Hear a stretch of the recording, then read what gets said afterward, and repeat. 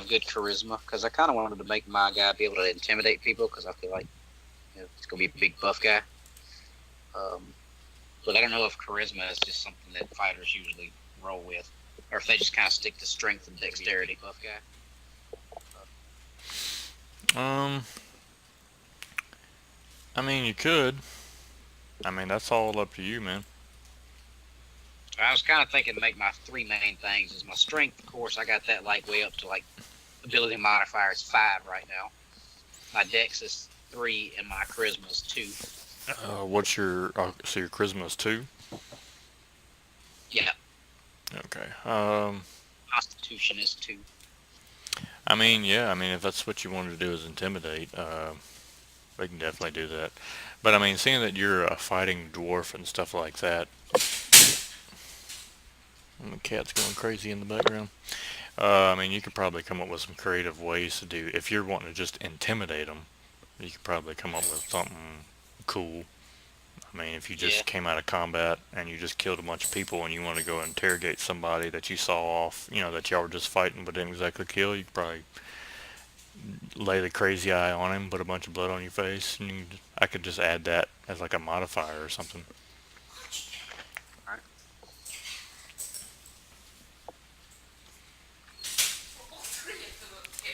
Mm. So, okay. Alright, so last go around. TJ, in case, well, this is just mainly for you since you weren't here last shebang. Where did we start last time, Nate Dog? What?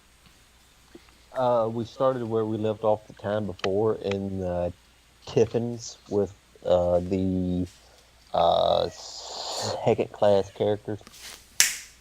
Oh, my dog. Oh, let me put this dog up. Otherwise, cat just ran upstairs and it's gonna whine. One second.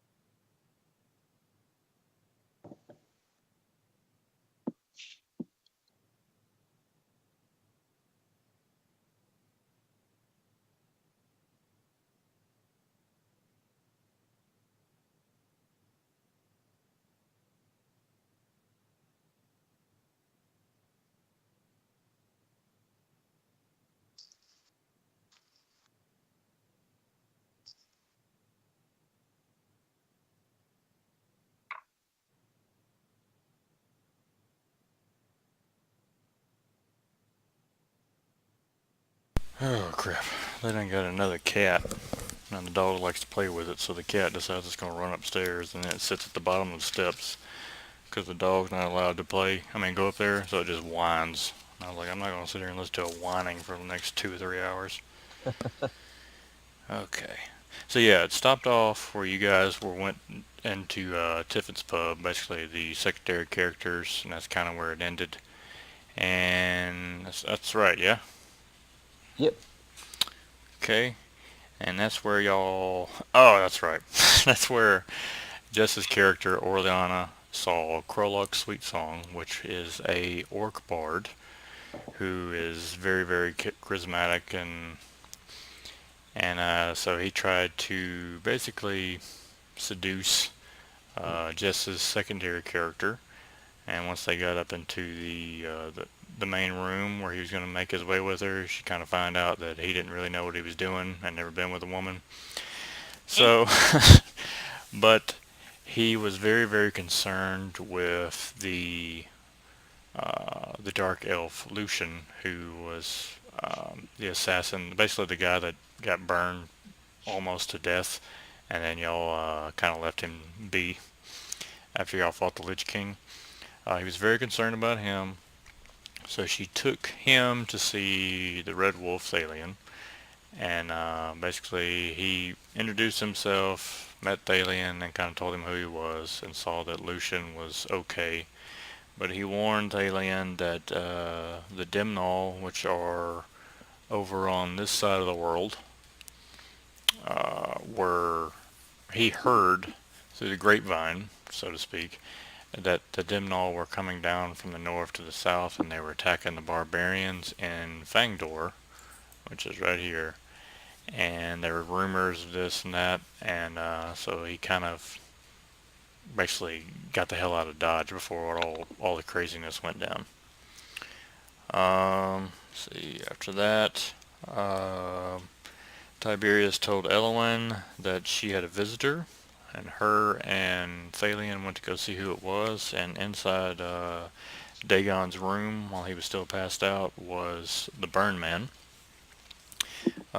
He basically told her that after Melvo's spell is kind of released, he was given another chance by the god of the underworld, Salakel, but he was told that, or basically instructed that if he was to protect Elowen and be sort of like a bodyguard in the background, that he would eventually regain his memories and learn who he was, regain a life, so to speak. So he left shortly after that, and he said that he would be close by because he'd rather not hang around in the town because, you know, he's the Burn Man. So after that, Thane's son, who is the blacksmith's boy, came and told Thalion a vision that he had, which was like a prophetic, I can't even say that word, vision of what he saw. And shortly after that, all hell broke loose. Because a big black dragon landed in front of the town along with the Illithid, or the Mind Flayer, Drak. Thalion rode out to meet the guy along with his army, and found out that this guy could manipulate the free will, almost, of all of the army, and he could tell by the glowing of the eyes, and all of them basically were at his command.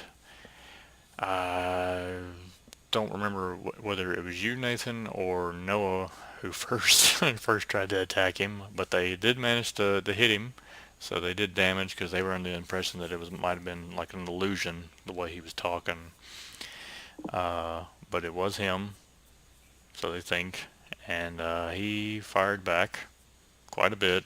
So did the dragon. He touched one of the Dragonborn, and one of the Dragonborns was infected with something, and he also touched Vanathan. Shortly after the encounter, he gave Thalion an ultimatum, and I believe he remembers the time frame. Or does he? 2 weeks, wasn't it? No, I gave him a little bit longer than that. I gave you like 4 weeks. Okay. We can make it 2. We have 4 weeks because he wants Thalion to kneel and do his bidding and work for the Dark God Void. So shortly after that, he has just flown away on top of his dragon, and he is flying towards the north of Shalvo, so he's kind of flying in this direction. He's still in view. Also, during that time, this all happened very, very fast. The Dragonborn that was infected just slowly started turning, and he turned into an Illithid, just like the Mind Flayer. So he turned into like a squid-like face being, and Thalion just went and chopped his head right off.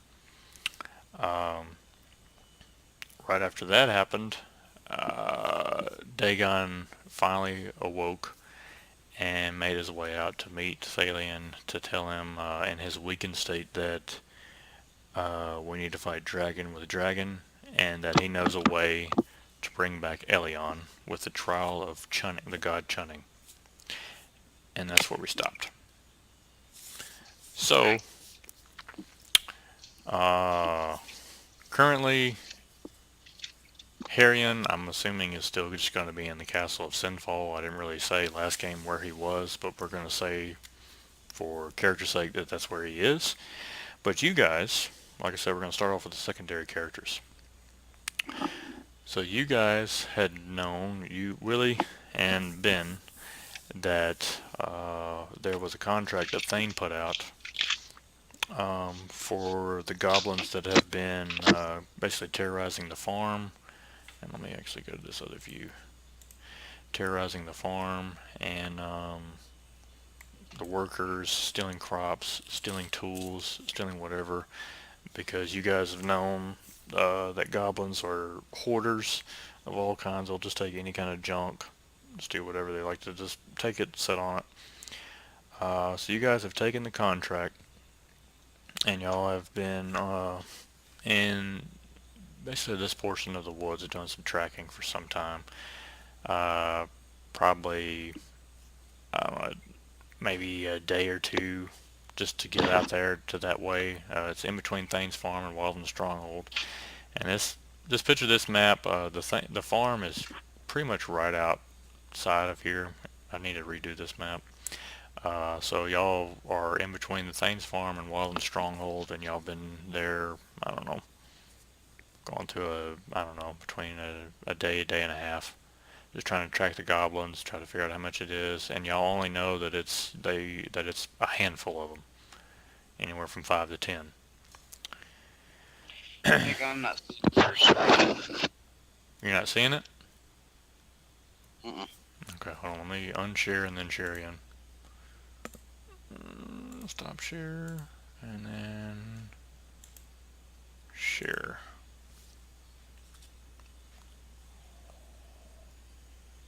Yeah, I see it. Okay, now I should be able to because it just changed. There we go. I can see your screen now, DJ. All right. Yeah, I just now started sharing my camera. Okay. So, since I didn't get a chance to ask and y'all didn't know that y'all were playing those characters, is there anything special that y'all wanted to take from the town or anything like that before y'all went out goblin hunting? What's the exact terms of the contract? Just find them and kill them? Find them and kill them and bring back as some kind of way of showing that you killed the goblins, whether that be, uh, Cut off. yeah, cut off something. Ears, heads, whatever you wanted to do. Cut off their tallywhackers. So we'll say, depending on that, that would be up to the king because Thane gave. Y'all just heard through the grapevine that Thane was going to give the contract to the king. So it's up to the king on how much he wants to give per head, per ear, per whatever. So let's just say head. How about that? Let's say per head. So that'd be something that you can think of while you're doing all this. In that case, I'm going to want a bag or a backpack or something. Okay. All right. Or a stranded. All right. Let me pull up PDFs. DMV shop. That'll be in this one here.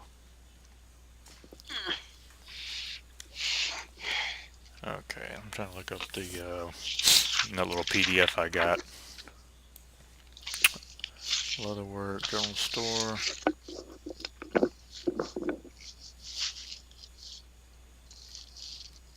Damn, I know it's in here.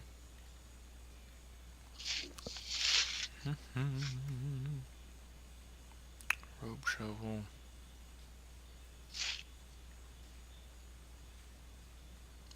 Book bell.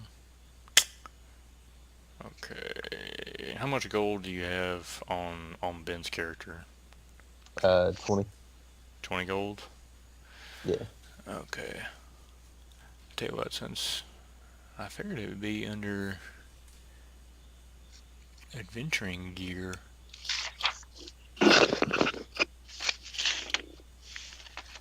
Adventuring supplies, light armor, that's weapons, ammunition, oh, backpack. Okay, so it's only 2 gold. You want just a regular backpack? Yeah. Okay. Because they're goblins, they got small heads. Yeah. You know, get Alex Jones in here talking about goblins. Or goblins, people. Okay. Yeah, Antichrist, I tell you what. Okay.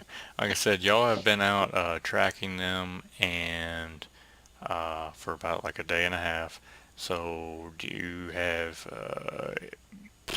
any water, food, anything like that on you guys? Yeah, I don't have anything because I've never had like a Okay, never. I don't think we ever got this character to the point where I had a list of gotcha. things that he's supposed to have with him other than just his weapons. Tell you what, Mr. Teej, how about your character buy a couple of water skins, and they're like 2 gold apiece. So 4 gold, Okay. 2 water skins. They're completely full. Some food. How long does a water skin usually last you, or is it supposed to last you? Yeah, we'll just say it lasts the whole time. I mean, unless it gets stolen or lost or something, we'll just say it lasted you guys. Um, let's see, food. That's arcane shot. We don't want that. So how about y'all just we'll just say rations and maybe Ben, maybe he's got like a ration, just a couple meals. So we'll say was 2 meals. Maybe you spent 5 gold on that, and then TJ about you the same. So that way y'all ain't out too much money. Because the way I see these guys is they're pretty much just mercs. So you're not really getting funded for all this kind of stuff unless you put it in the contract, which might be something that y'all can work out later on. But I just kind of threw this one on you. I know that. So, but y'all have some big ones coming up. Yeah, technically, Jess's character still has the $1,000 from the last one. Yeah, I mean, she kind of does, but we'll just assume that y'all. I was about to say, didn't we get paid for the last job? What happened to Yeah, that money? We let that wench keep it. that old moon elf. Alright, so what's going on over here? Worth it. So, so after tracking in the woods for about a day and a half, y'all do a spot and listen check. You know, I said I was going to try to up my spot and listen, but since this guy was going to be a fighter and all that, and I didn't. I had other stuff that I prioritized. Oh, but I did roll a 16, so. Get a 13 Spot. spot.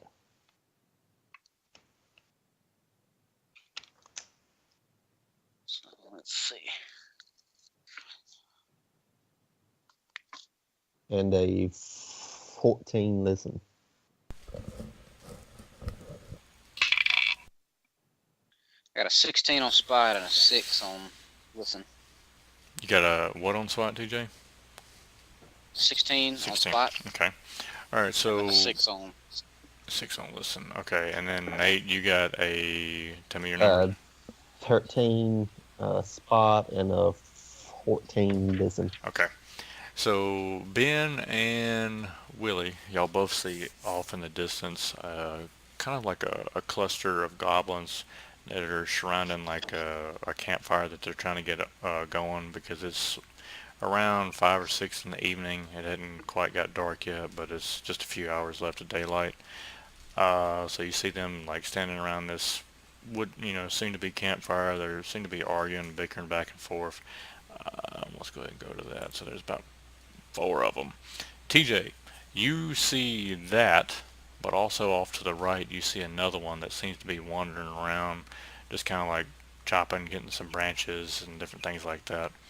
And as like I said, listening wise, you can't really hear them, but Nate, you can tell that the ones up here are just kind of like just him hawing around, and you kind of hear some crackling and branches and whatnot over here. And with your higher listen, you can also hear that there are some branches being clicked and clattered over here, just stuff being shoveled around.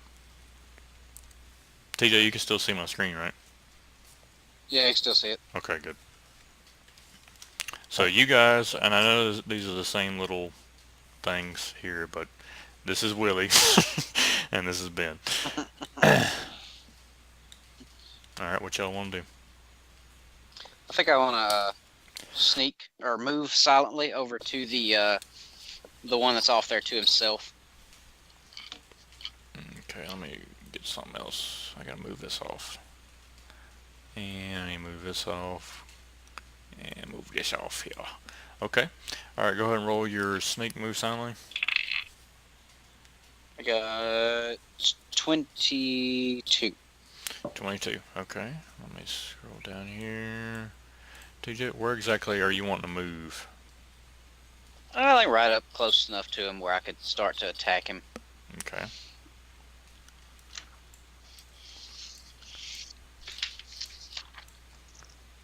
Alright, so with the 22, you move right on up there, and even in all your metal armor that you got on is freaking awesome. You managed to sneak up there really, really smoothly, just bounding by a tree. You are in close range to him. Ben, what you want to do? Moving silently, I want to move up to the pine tree there in front of me Just a minute. Okay. Alright, go ahead and roll. with a 27. Oh yeah, you get up there really Yep. gracefully. Uh, still, you guys don't. Actually, let me check real quick. No, you guys don't seem to be have gotten alerted in any chance or any way yet. So they seem to be just oblivious that anyone's nearby. And I want to take a shot at the one closest to me. This one here. Yeah, Okay. Go ahead. for the 18 to hit. Yeah.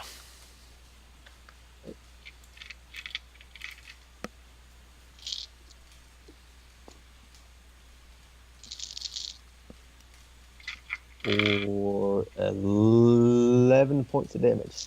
Okay, let me see how much point. Okay, so an arrow goes shooting, hit him right in the neck, and you hear, and you see the other goblins around him just freak out.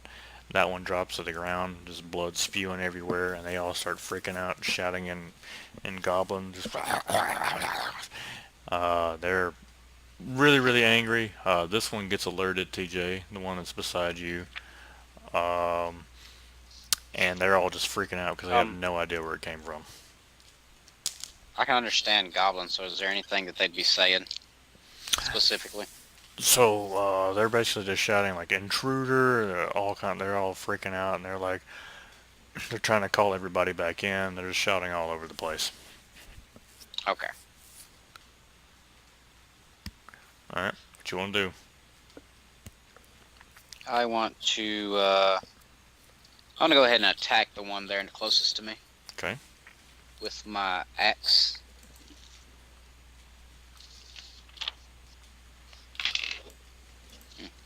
Oh wait, I rolled the wrong thing. Oh boy. I'm glad because that was a 3. I rolled a D12. It happens. I got a nat 1. I'm not even. Yeah.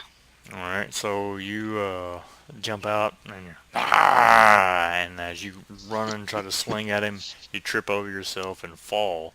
You manage to drop your axe, and the goblin just turns around and looks at you.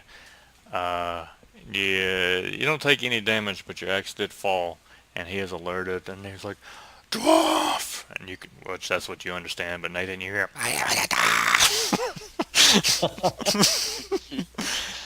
um, and let's see. Actually, at this point, we'll go ahead and roll for initiative. But Nate, you're still concealed. Yep.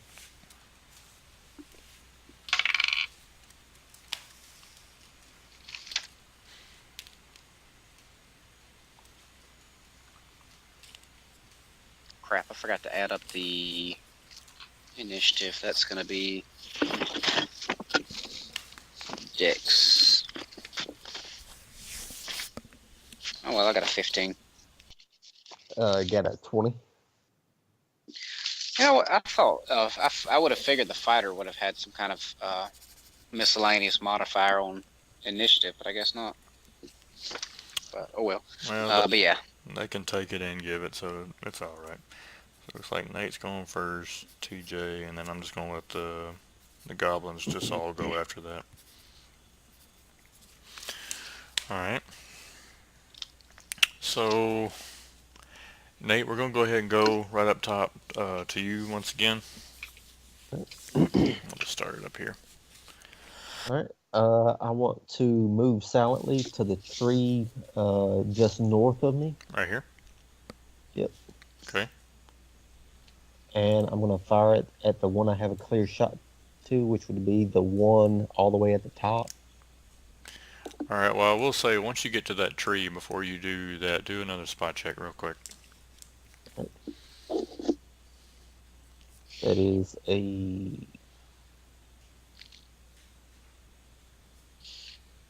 that's a 9. Alright, with a 9, you do see that there is some movement up this way from something that's kind of bounding. You managed to... Actually, nope, that's the wrong one. But now you see that. I could have... let's see, where the hell is that one? Probably this one then. Yeah, there we go. Thought I had a number labeled better than that, but oh well. Okay, so you managed to see those couple up that way. So, do you still want to take a shot at this one? Actually, I'm going to take the shot at the one north of me, Okay. closest. All right. I think it's always best to attack the closest one. With another 18. Okay, that definitely hits. He's getting the good rolls. And with another 11. Ooh-wee. All right, so I'm gonna use. another arrow gets shot. This time it hits him right in the head and he falls down. You hear some more commotion. TJ, as you're still struggling to get up, you hear like more goblin shouts off to the, I guess, northwest of you. He's like, they're everywhere, they're everywhere. They're just like freaking out. Nate, and all that commotion of that one going down, another one, you see another one there. And now TJ, it is your turn. So I'm going to let you go ahead and be able to stand up. Technically, I don't think you're... Isn't grabbing your axe off the ground, isn't that like a full shebang there, Nate? No, it's a move action. Just a move action. Okay, so yeah. But it does provoke an attack of opportunity if he's in melee. I knew there was some kind of negative. Alright, so I'm sure you're going to want to do that, TJ, or unless you just want to go with Leroy Jenkins and bare fist the guy. Well, I was going to ask you this. What is the difference in between a bluff and an intimidate? What would be in-game difference of that? To me, those kind of sound almost the same. Well, a bluff would be like if you're just trying to basically sound really super suave and basically boasting like... Say for instance, this wouldn't be in a D&D game, but if you're playing a poker game, right, and you bluff, what you have, and it's actually a terrible hand, and you actually end up pulling the bluff off, the other guy might fold. But if you intimidated the guy might fold just out of fear. Okay, so bluff would be, hey, I could kick your ass without my axe, but and an intimidate would be, and he thinks you're so for real. For instance, in this we'll use this as a test. So if you were to, I don't know, intimidate this goblin in front of you, he would probably have some negative effects on his rolls just out of fear, and depending on how powerful the intimidate was, he might just run away because it's just a goblin. Yeah. So that's how I would do it. Okay, so I really wouldn't want to bluff this guy because I'm not trying to get him to do anything unless I'm just saying like, hey, I was sitting here by your boss. Yeah, but I mean, you guys. You also need to think about with you're actually trying to get the heads of these goblins to be able to get money from them, so you really don't want them to run away. Oh yeah. But I mean, I guess bluff would be what I would want to use. So that situation, because I don't want him to run off or something. I want him to stick around. But anyway, as just for future reference, Yeah, sure. wasn't sure I wanted to use that. But I'm going to go ahead and I'm going to grab my axe. Okay. Use that move and not go Leroy Jenkins on him. Okay. And then I want to try to attack him. All right, I'll go ahead and let you roll your attack, but just know that he's getting a chance to attack you first. I got 14. Does 14 hit him? Okay, 14 barely misses Goblin. So you swing, and the Goblin ducks out of the way, and as he ducks out of the way, he actually rolled really high. He got a 23 for his roll. Does that hit you or no? Yeah, I think that hits me. Let's see what I got here. Yeah, my armor class is only to a 20, so Okay. yeah, that hits me. Alright, so he ducks up under your sling and slices you with his very, very tiny rusty blade for 4 points of damage. Um, the others, let me see. What did you get on your move silently, Nate? Uh, uh, 15. 15. Okay. No, they still don't see you. Okay, so we'll take that as his move. Let me try to figure out which one of these other goblins. Yeah, so this goblin here, he's going to move because he does hear some commotion over here. That's that goblin. This guy's going to do the same because he's that close. This guy just heard friend die, so he's going to kind of try to move over in this way to see what's going on.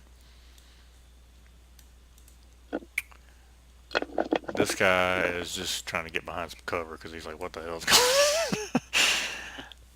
on? Okay, along with that, Nate, do another spot check since it's going to be your turn. 15. Alright, so with 15, during all the rustling and moving and goblin shouting, you see another one there. And another one there. It just kind of came out of the wood line. And you see some more movement going on up here along with that other one that you saw earlier. It's another one. Damn, we're in a tight spot. Alright, Nate, your move. Alright, I'm gonna sneak back to my pine tree. Okay, let me scroll on down. Alright, go ahead and do your move silently. That's a 15. Okay, so you move on back. Got it? And I'm gonna fire at the one just north of TJ. This one here? Yep. Okay. Go ahead and roll for your attack.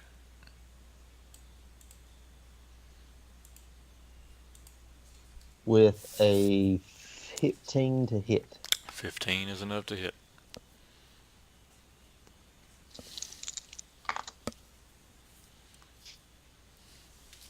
With 11 points of damage. Okay. You're rolling an 11, boy. Alright. But I rolled the exact same thing the first time, and then I rolled like two different things this time, but it still added up. Nice. Okay. Yeah, because you bounded back. Does that get added to the... Yeah. Alright, so another arrow gets shot. This time it hits him in the chest. He lets out another screech. TJ, you see that one fall as you kind of realize that that's probably been going to get a little smirk on your face. This goblin turns around, looks, sees his friend that just fallen. He's like, "Where's it coming from?" And you just kind of see this guy go, I don't know.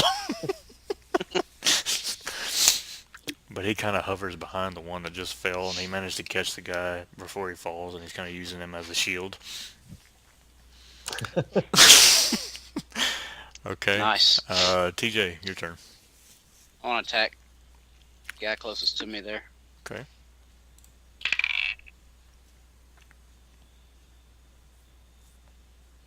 All right. Well, I'm not rolling so good. I rolled 7, so that makes my attack 12. That doesn't hit him, does it? So I think my 14 didn't hit him a second ago. No, just misses again. I'm going to swap out my D20s and use this other one for a minute. Gotta swap them out every now and then, man. Yeah. And this one's actually rolling really good for me tonight, but that's not good news for you. Because that's a 22. Good Lord. Yeah. Alright, for another 4 points of damage. So he dodged your big swing once more and kind of came up to your side where your metal plate is just not well coated and kind of sliced you again. Um, Now let's see. This guy is going to kind of inch his way over behind the tree line with that body still shielding him. And yeah, TJ, you can make out that he's going. You kind of figure out like what. You can understand it to be oh shit, oh shit, oh shit.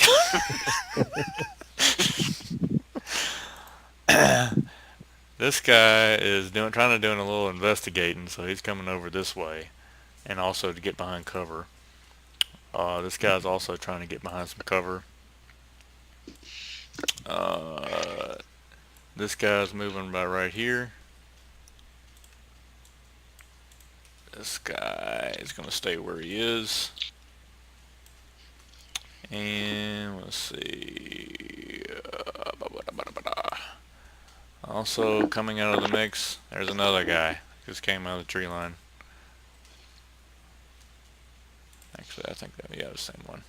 No, I think I just turned one on. Okay, my bad. No, that one. Hold on.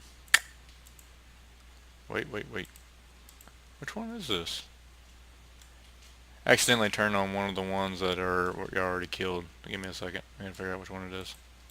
That's not that one. Not that one. Technical difficulties. I need to have like a little screen that pops up. Oh,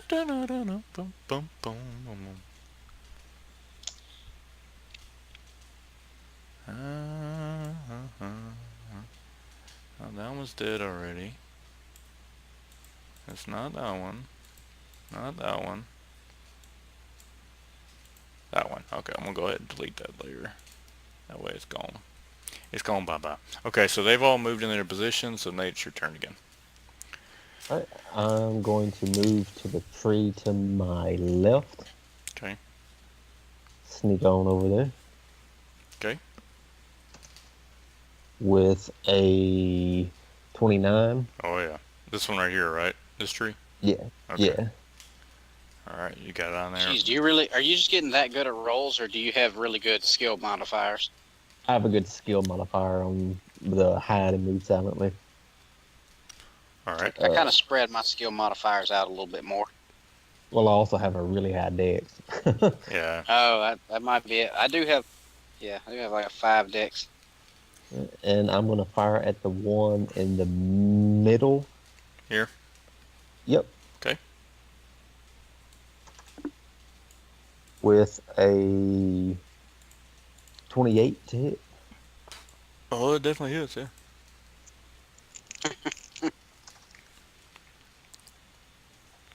Maybe I'm getting all my bad rolls out early. Did you get another 11, Nato? Yes, I did. Okay. With a different roll combination again.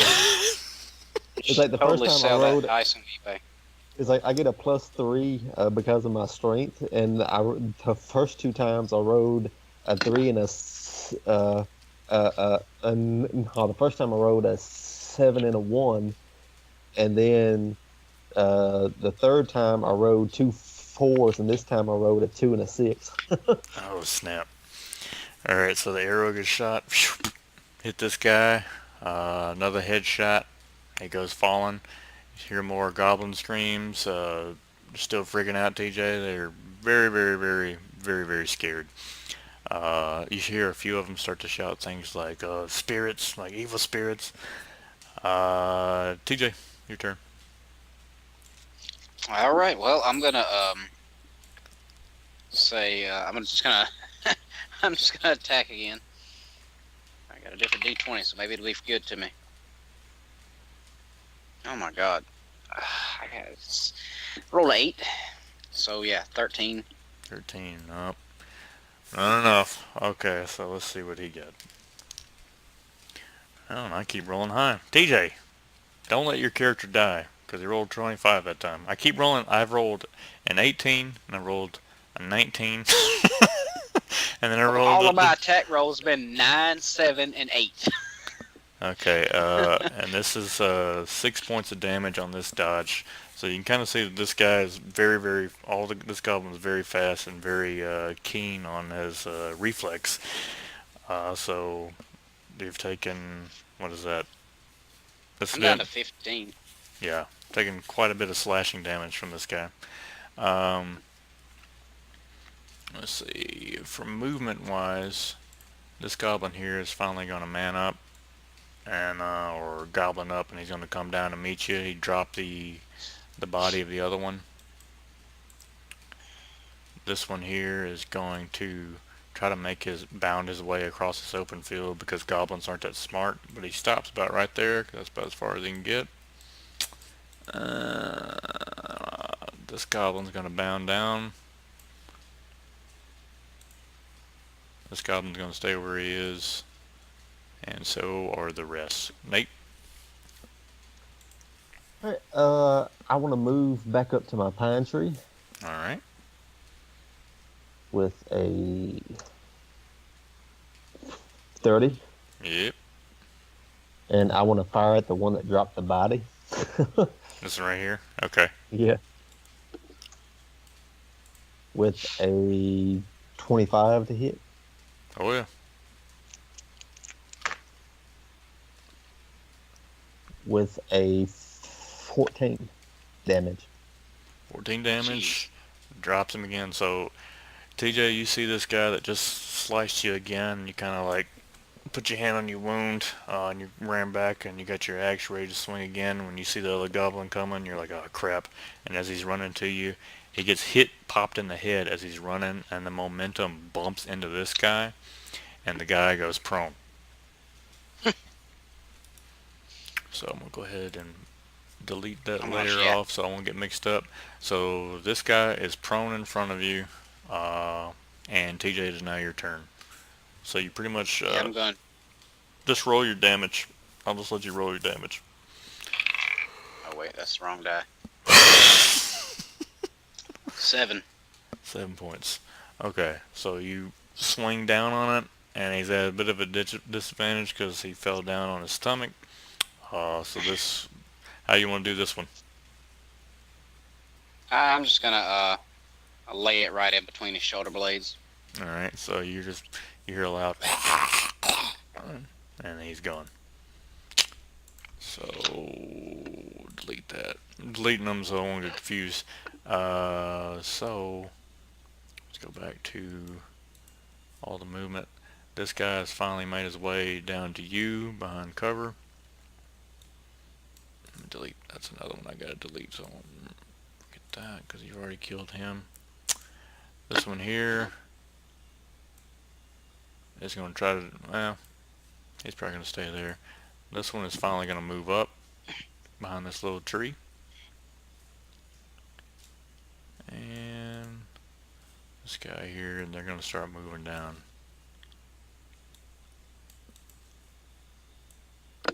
Down there. Alright, Nate.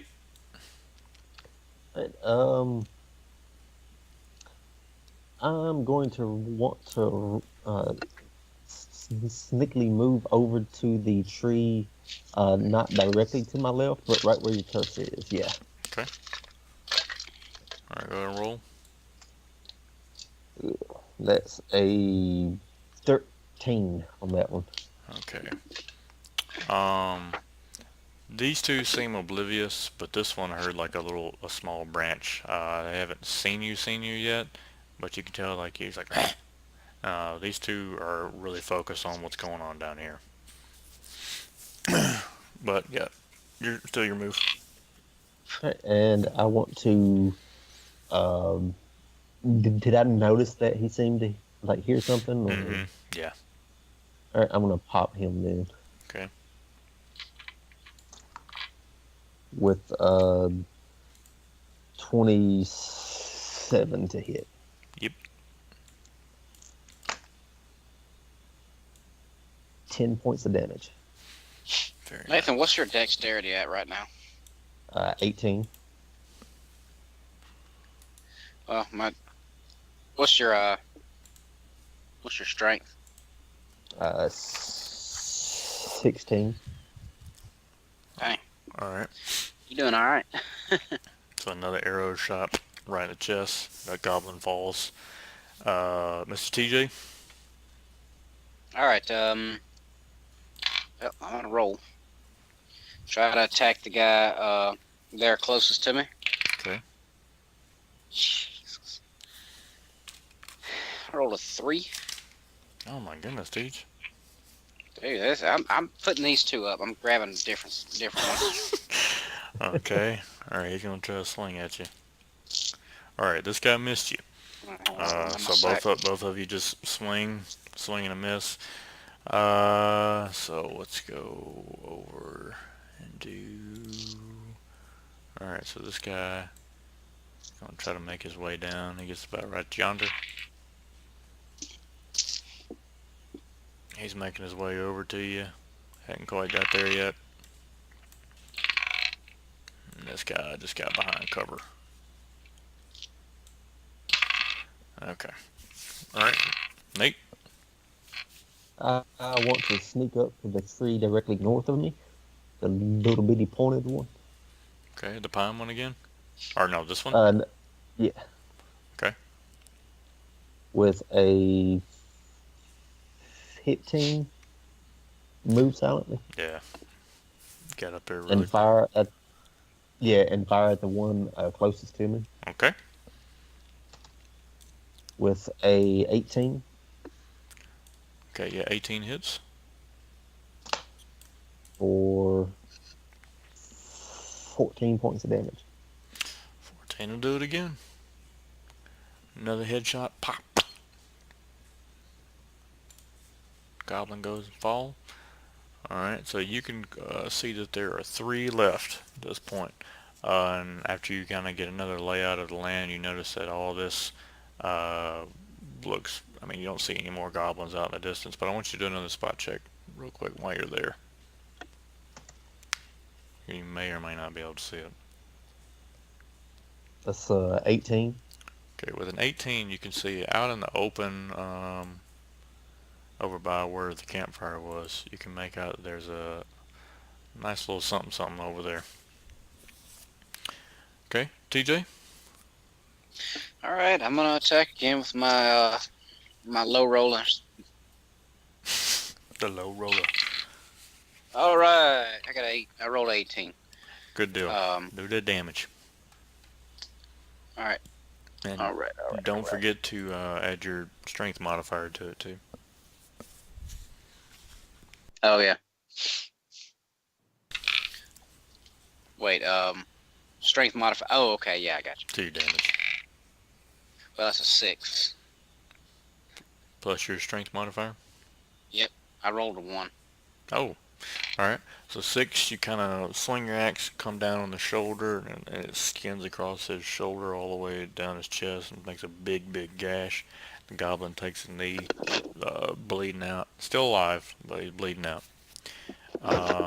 So he's going to try to stand up and take a swing at you. With a 20, not nat. So he's going to roll for damage. Man. Oh wait, my armor is 20. It's exactly 20? It's exactly 20. Yeah, so it would still hit you. Oh, okay. For another 4 points, and then this guy's going to run up and he's going to try to take a swing at you. Let's see, he actually takes a miss. He just looks like a moron. Alright. This guy, oblivious to all the people that behind him that just got capped in the head, is going to take out this one. Alright, and Nate, your turn. All right, I'm going to move to the tree to my east. Right here? With a 28, move silently. Oh, yeah. And I'm going to try to pop the one running across the field. Okay. With a 11 to hit. Oh, 11 to hit? 11 does not hit. Okay, so it goes right on past him. Let's see if he noticed that or not. Good thing he ain't rolling what I'm rolling, or else he might have hit me by mistake. The arrow goes shooting right across, right in front of him. Would have been a headshot, just miscalculated. The wind picked up a little bit, hits that tree. He does see that it does come from this direction, and he's looking over, and he's trying to figure out where exactly it came from. He hasn't spotted you yet, but he knows it came from this direction. TJ. I'm gonna go ahead and attack the goblin who's already hurt. Okay.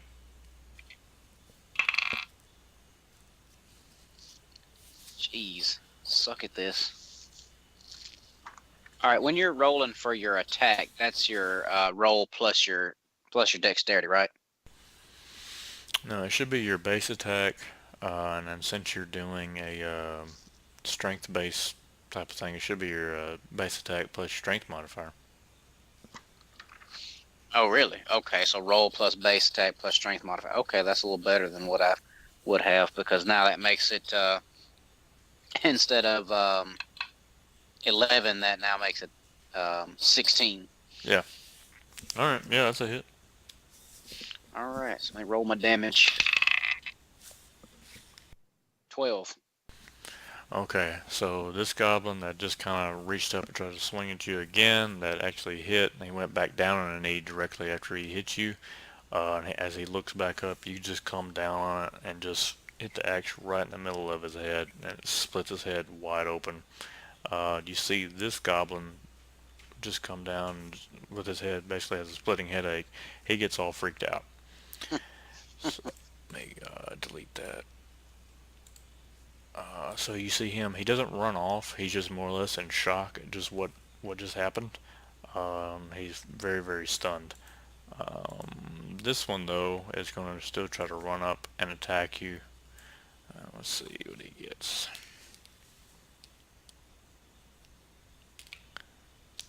Okay, he just kind of goes into a bit of a rage, not exactly a rage, more of an adjective, and he does hit you.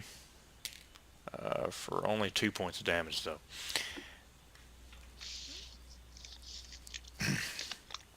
Alright, Nate. 2 goblins left. I want to move up to the tree in front of me. Okay. Oak. This one?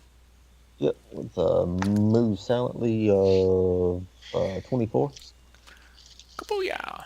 Alright. And take another shot at the one I missed. Okay. With a 17 to hit. That does hit him.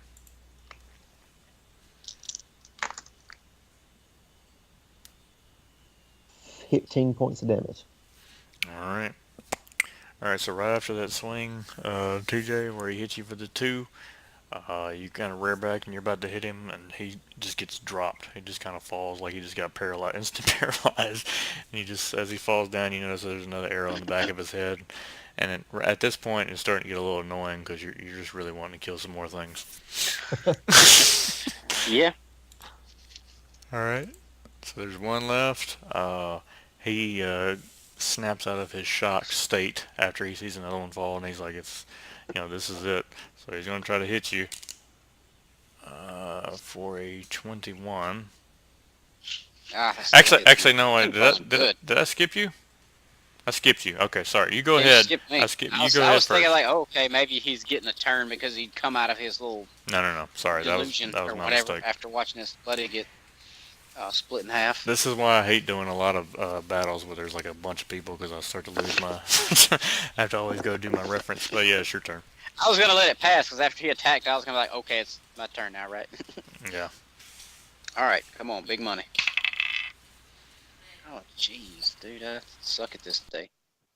That'd be a 10. Throwing these dice in the garbage. All right. So you got a 10, you said? Yep. Okay, unfortunately, that was a miss.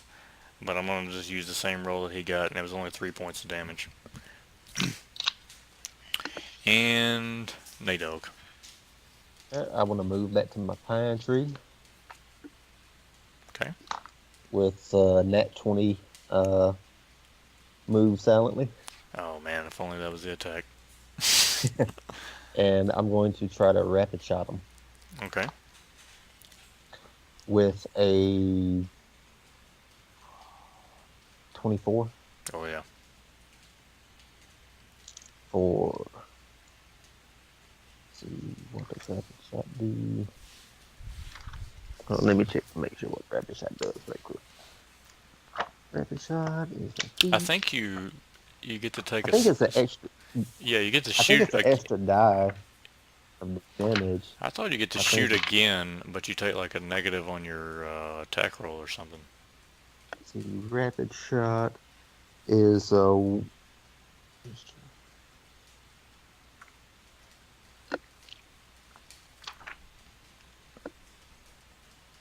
rapid shot. You get one extra attack per round with a ranged weapon. Okay, well Yeah. never mind. Yeah.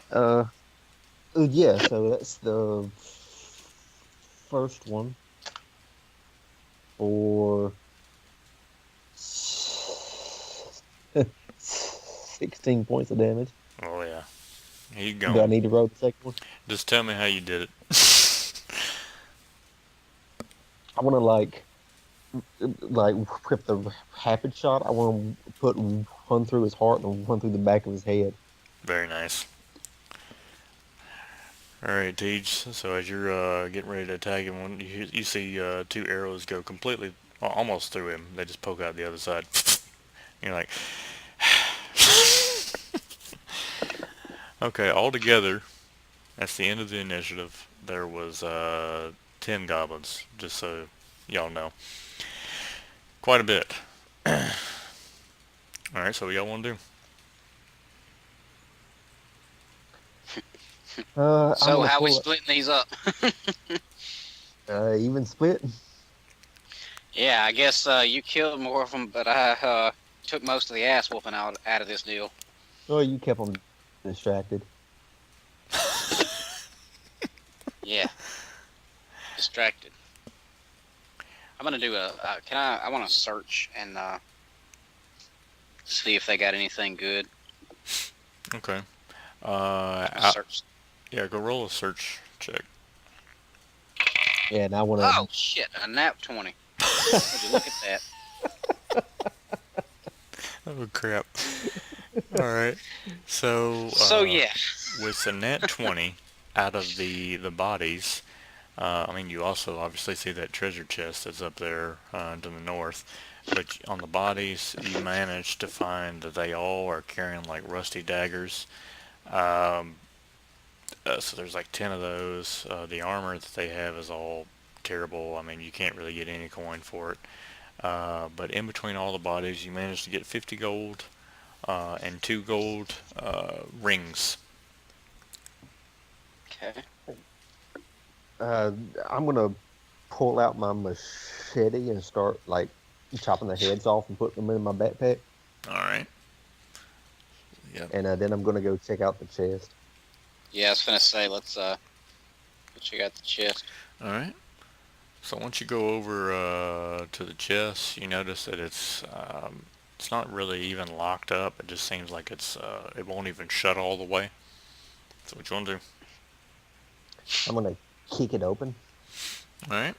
As you kick it open, to your astonishment, you find out that those goblins have been very, very busy. It is full of gold, along with different tools that have been broken and different things like different rakes and hoes and shovels. It's very, very big chest, and but most of them are kind of like broken in half just so they'll fit in the chest. There's different rings and earrings and all kinds of stuff. Um, you could do an appraise to kind of get a guesstimate of what you think it is, like how much it is. Uh, I got a +2 on metal items, so gold I guess counts as a metal item. Sure. yeah, and I don't have a praise skill. Well, here's all my good rolls now. That's rolled 6 to 18. Okay. So you can guesstimate between all that's in there that between the jewelry and not including like the tools and stuff, but the gold and the jewelry alone is about 8,000 gold worth of stuff in there. Ooh. Sweet. As you're kind of shifting through there, kind of counting and seeing if there's anything of what'd you get on your search check? 18. 18. You notice that there is a one ring that stands out amongst them all. One ring to rule them all. No, not that one. But it has a blue sapphire on it, and it kind of as you every time you touch it, it kind of glows red, just very very briefly, and then it kind of goes back to blue. Also, another thing that caught your eye was a goblet that had different decorative designs on it, and had also had some red sapphires and rubies around it, kind of for decorative designs. But you notice that there is certain inscriptions and stuff on it as well. What language is that in? You can tell that it's in. It has a few languages on there, but they all seem to be like ancient Elvish. And what's your intel? Your intelligence? My intelligence is 1, and I know several languages, but Elvish is not one of them. Okay. Your intelligence is 1. Like like the modifier is a 1. Yeah, my modifier is 1. Okay. I was gonna say, wow, why did you do that? Yeah. How do you do that when you roll 6 times? Yeah. There's not a 0 on that die that you have to roll. Okay. I could. Let's let you do a knowledge check. Actually, y'all both can do a knowledge check on that. All right, let's see here. Yeah, I rolled a 2. I think I get a modifier to knowledge checks on stone stuff too, I think. Let me see here. Probably because you're a dwarf. Okay. No, I don't. I get the appraise bonus check, but craft is stone and metal, but not knowledge check. Okay. Oh, look at that, another nat 20. Good. As you sit there and you study it for a good little while. So Ben's going around chopping up heads and going through the gold and all that stuff. He's got the backpack packed full of goblin heads. You're looking around on it. It takes you a minute, but an old story finally clicks in your mind from a tale of a history book that somebody from way back when told you about the god of the underworld, Salakel, had this goblet, and it was the goblet of Salakel, and it is said to have some importance and something to do with vampires, but that's about all you can remember.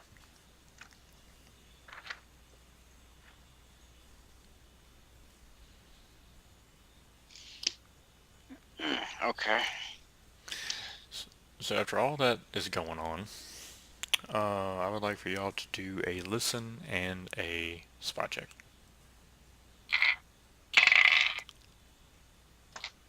I get a 13 on my listen. Okay. And a 17 on my spot. All right, which one did you say first? It don't matter. You can just tell me what you want to do. Okay, well, my spot check is a 4. All right.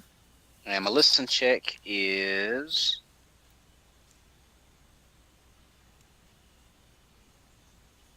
25. Okay. Wait, which one was the 4? The listen. Listen. Okay. Or excuse me, spot check was the 4. Okay. Listen was the 25. Okay, so y'all both hear a very, very loud roar, and y'all being in this area most of your life, or y'all would know that it is very distinctly a dragon roar. And as as you look up in the sky, Nate, you see it first. Even a 4 will allow Willie Nelson to see it, but y'all see a dark black dragon fly over, heading to the north. Nate, you can see somebody sitting on top of it. TJ, you don't exactly see that, but you see the dragon flying to the north, the wings flap, and makes the top of the trees kind of bow over from just the sheer force of that, and it's not even flying all that low. but it makes its way over there. You guys instinctively hide behind trees just to cower from it. Or not cower from it, but just hide from the damn thing. I would cower from it. But it's just that big and it's roaring. As it gets almost out of view, y'all hear a very distinct explosion. And you hear the dragon roar. And you can hear like a voice shout in some kind of language that's not really known to you, and it's not very. You can actually do a listen check to see if you can hear anything. One more. 21. Okay. Um, 16. Okay. You can. It sounds. I don't know. What languages does Ben know? Common, Elven, and Dwarven. Okay. You can hear that he is shouting in Elvish to the dragon, and he's saying, "Attack the bomb maker!" And you hear the dragon just shout. The dragon, yeah, the dragon shouts, and like you don't really hear much else other than just the dragon just, and then it just kind of flies on off. But but where he did his breath weapon at is very very close to where you guys are.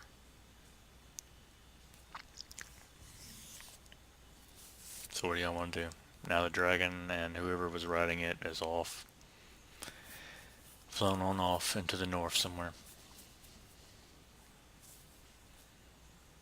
That fucking dragon's pissed at someone. So it is. Hey, grab the handle and help me with this. All right. Grab one end of the chest. Alright. I'm gonna grab the other. I guess we better take this fucking shit back to the king, or else he'll be pissed. Yeah. Jeez, I agree. the mouth on that guy. Alright. They're gonna head on back to Sinfall. Yep. Okay. Most of us dwarves are greedy little bastards. I did want to collect the rusty daggers though, and like throw them on top of the heads in the backpack. Okay. So that's about 10 of those. Alright. So you guys are heading on back there. It's gonna be a long, long journey. I'm gonna fill up my coffee and I'm gonna go to the bathroom. What were you gonna say? Hey there, don't you think we ought to fucking rest first? I'm bleeding out my arse over here. Well, we don't want to do it here though, do we? Shit, we got to do it somewhere. But that fucking dragon comes back, we're dead no matter what. Well, let's see if we can't find us a good gully or something to hide off in. I guess when he gets back, we'll do a spot check a piece and see if we can find us a good place to hide for the night. Yeah. Cave or and something. I'm about to do the same. Coffee and bathroom.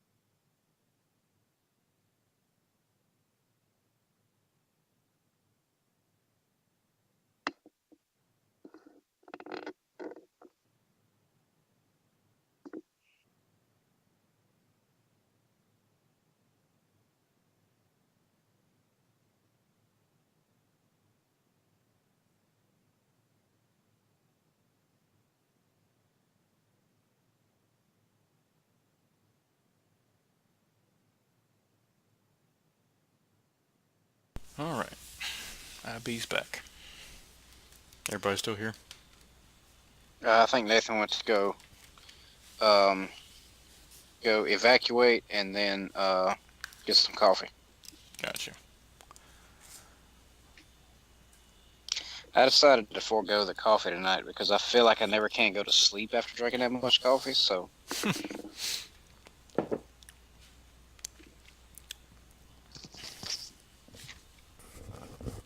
All right, I'm back. All right. So you guys are making was a very short journey back to Sinfall, which is now going to be a very, very long journey because you got a bunch of gold that you got there. Do a couple of strength checks for both of you. Got a 18. Okay.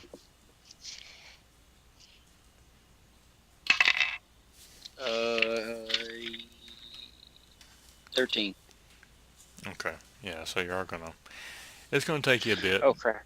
but you're all I right. was looking at my strength modifier and I was like, wait a minute, that's not supposed to be a 1, and I realized I was looking at my other character instead of Willie. All right. But yeah. Okay. So they're on their way back to Sinfall, shifting back to Thalian and the rest. Before we shift back, Okay. do you want to? Are we gonna just assume that at some point they rest and heal up from that fight? I mean, you could, not that far away from the town. Okay. Yeah, you should be okay. Once you get back. I didn't think you would throw us right back in a battle after that because you're not that kind of DM, but you know, you never know what might happen.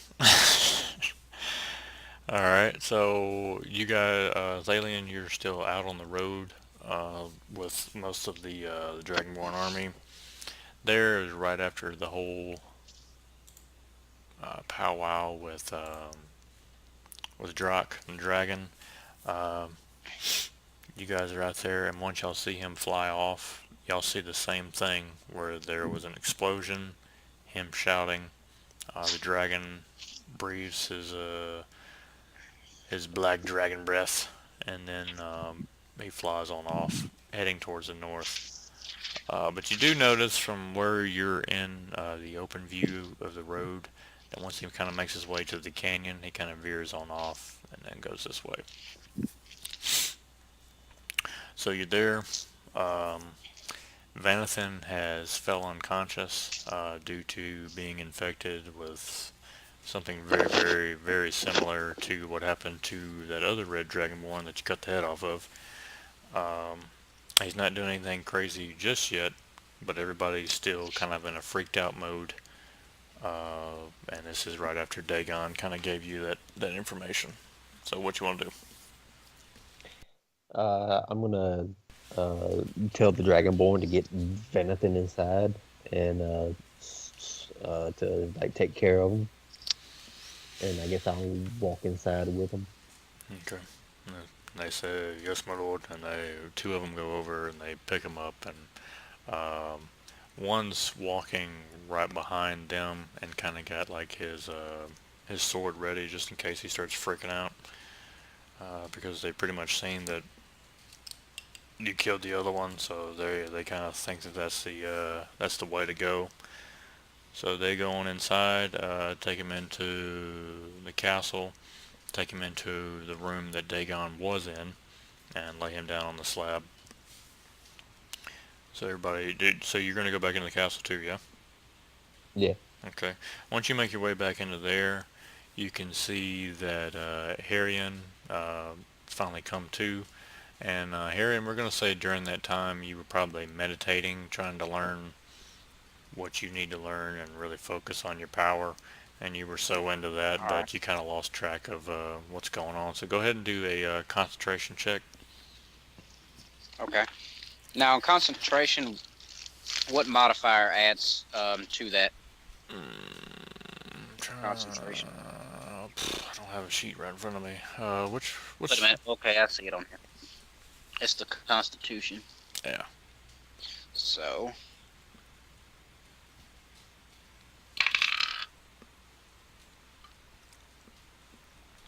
it's 11.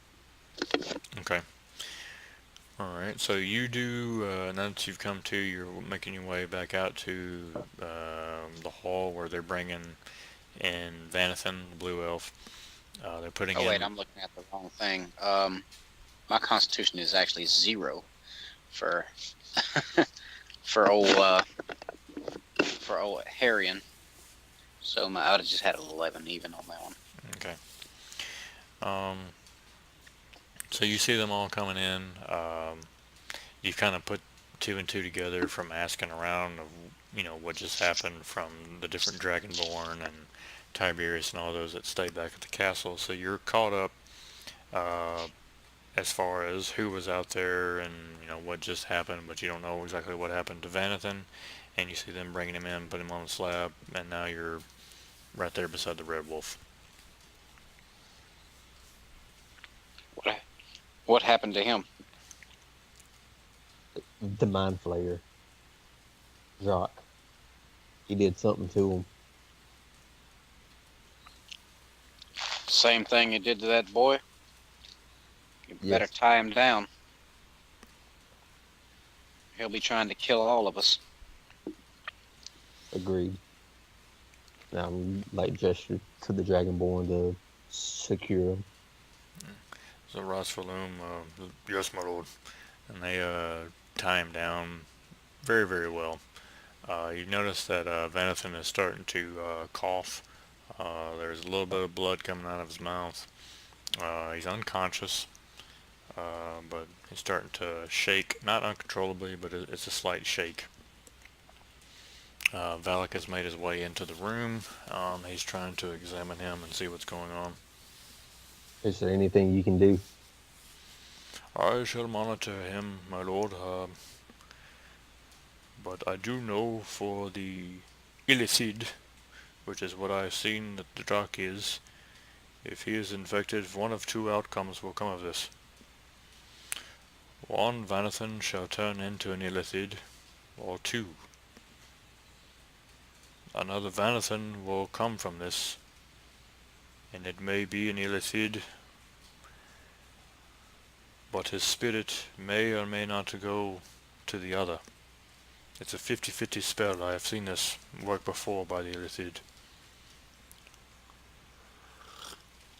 The Dragonborn are very, very confused as to what he just said.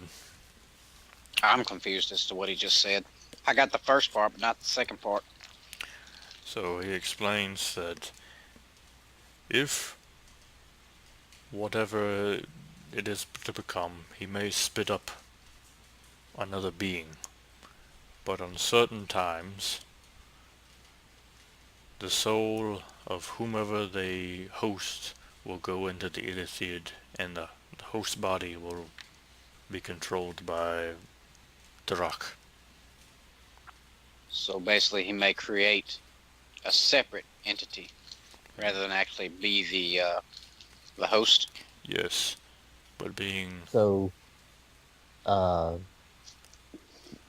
just so I'm getting this straight, Venathan would be the new Illithid, and Drock would have control over Venathan's old body. like I said, it is a 50-50 spell. With the Drak being manipulative as he is, it could the possibilities of him not being that way it's unknown to me. That's why my counsel is that we shouldn't kill them right away.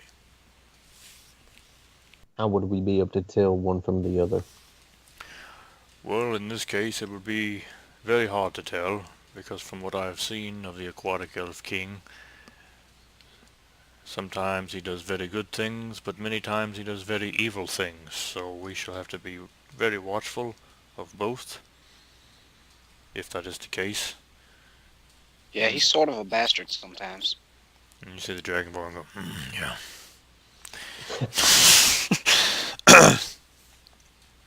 But Rosfalin speaks up, my lord, Yes. out there on the road, we took out one of my men once he turned. I would expect we do the same if he turns.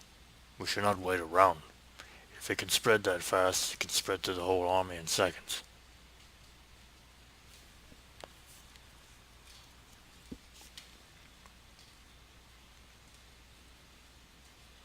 Drak had you all under his control already. If he wanted control of the Dragonborn, he wouldn't have to infect you. Perhaps some good may come from this. I'm gonna look at the Dragonborn and say you shouldn't be too hasty to execute your sick. You might find all of your friends running off and nobody being around to protect you when you need it. And you kind of see him look at when he looks at Thalion, you kind of see him just kind of like as if he's talking to an equal. But when he looks at Harion and he hears you and he says, "Yes," and he bows his head to you, which you find that kind of odd. So Valak continues to treat him, but as y'all are kind of standing in the room, you notice that Tiberius has come to the door. Excuse me, sir. Yes. I have come to tell you that a friend has made his way to Sinful, Arsnos of Edamalor. He said that you were expecting him. Yes, have him brought to the council chambers. Yes, sir. He kind of clicks his heels together and runs on off. Alright. What you want to do? I'm going to tell them to keep an eye on them and let me know if anything changes, and then I'm going to go to the council room. Okay. So you make your way down to the council room. A few minutes go by. So by that time, Tiberius has gotten everybody set up there. Excuse me, I burp. Yeah. So Arfnos is there, and he has a handful of his men with him. And along with that, you notice that John has made his way back into the city. He also has a few people with him. And they're all waiting down in the council room to talk with you. So TJ, are you going to go with? Yeah, I'm gonna go with him. Alright. Get council brought up. Boom. Okay. So alright, what you want to do? They all stand up from their seats as you walk in. Yeah. Any chance I could get some wine around here? Okay. Tiberius, yeah, oh, yes, one moment. And he runs back up the steps. A few I'm minutes. going to just... I'm sorry, go ahead. No, I was just going to say a few minutes go by and he brings wine to everybody. I'm going to gesture for them to all be seated and go take my spot at the table. Okay. So Arfnos speaks up. It's good to see you again. Thank you, you too. I have not been to see Karan yet. I hope he's doing well. I was assured by Tiberius that he was still in stable condition. Yes, the last I heard, he was doing about the same.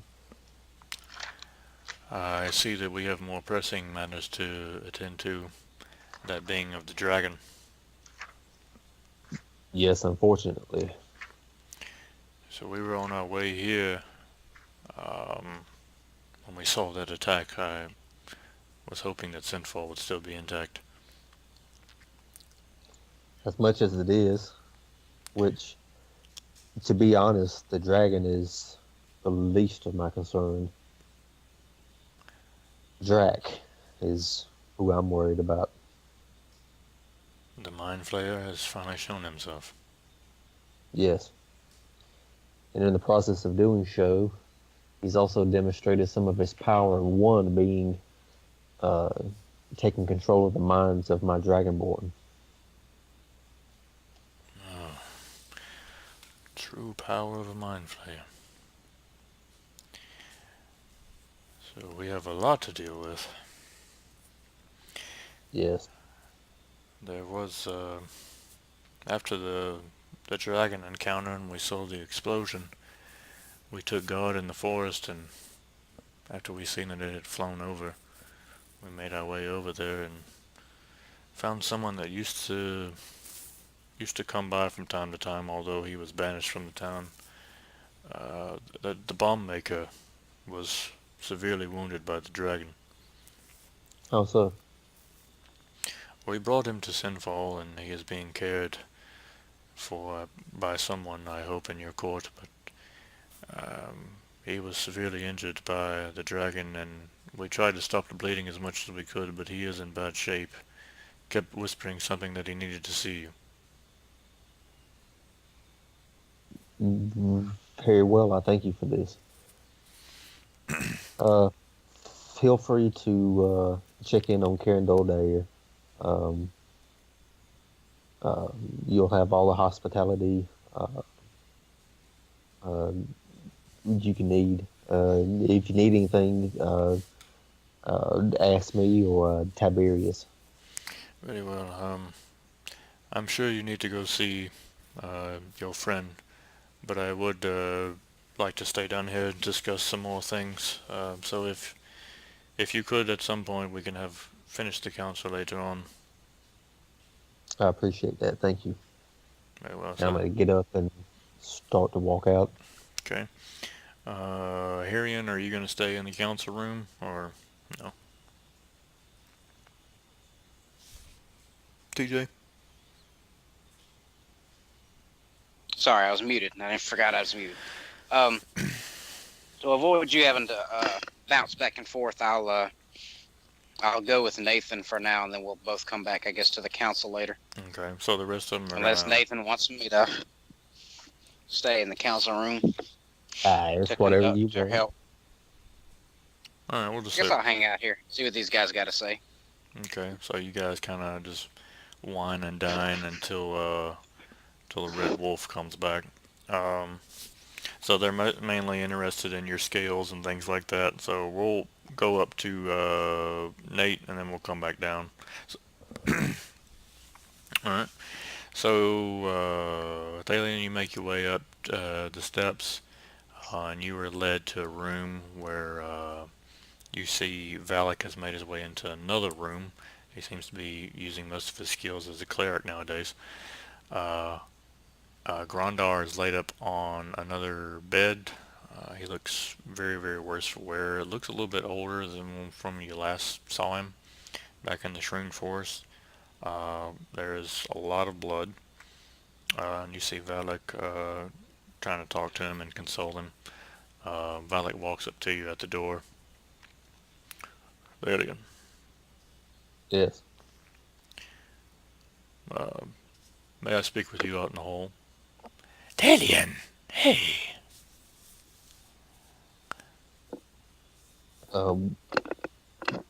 Yes, shortly.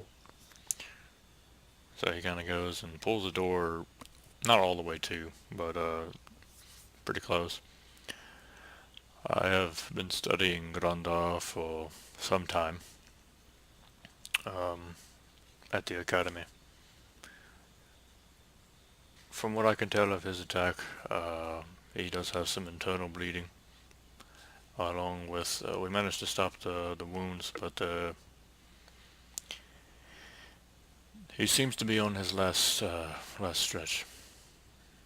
We fear that after Melvo's spell and the end of Mitra, he was on his last life, and I noticed back at the academy that he was no longer able to rejuvenate.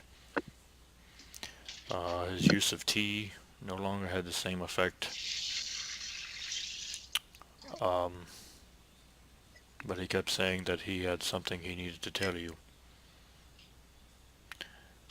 So this may be the last time you talk to Granda. Very well. Thank you. I'm going to walk in. So you open up the door, you see Grandar laying there, his cover pulled up to him. And it kind of pans over at you and sees you. Alien. I'm going to walk over. Sit down. I do.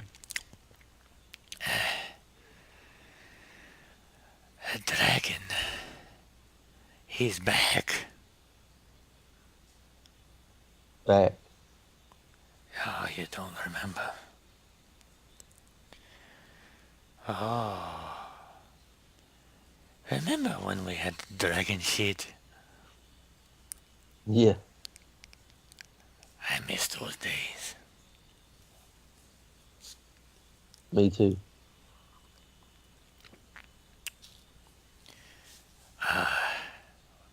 When you saved me from Restore, Grandad didn't forget it.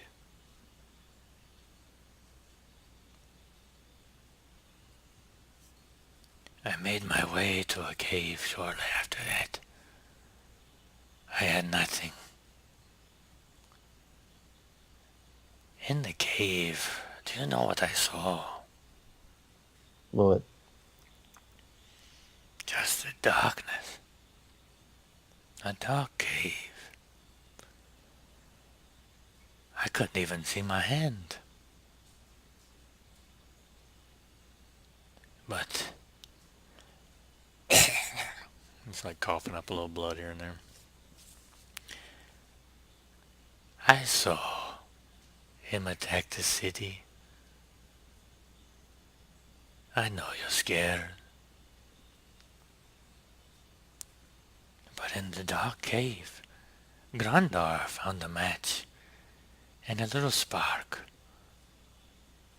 And a little match lit up the whole cave. Dalian, be a light in the darkness. And you kind of see his head pan over. And you see him like smile a bit. Dalian, I see score. And then his eyes shut.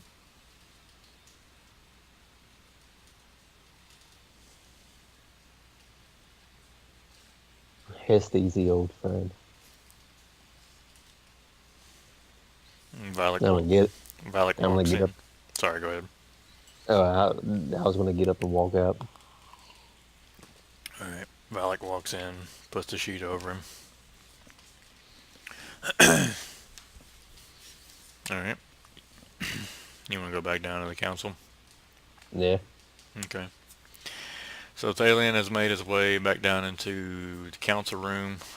During that time, Arian, uh, many of the questions revolved around, basically what's going on with your face.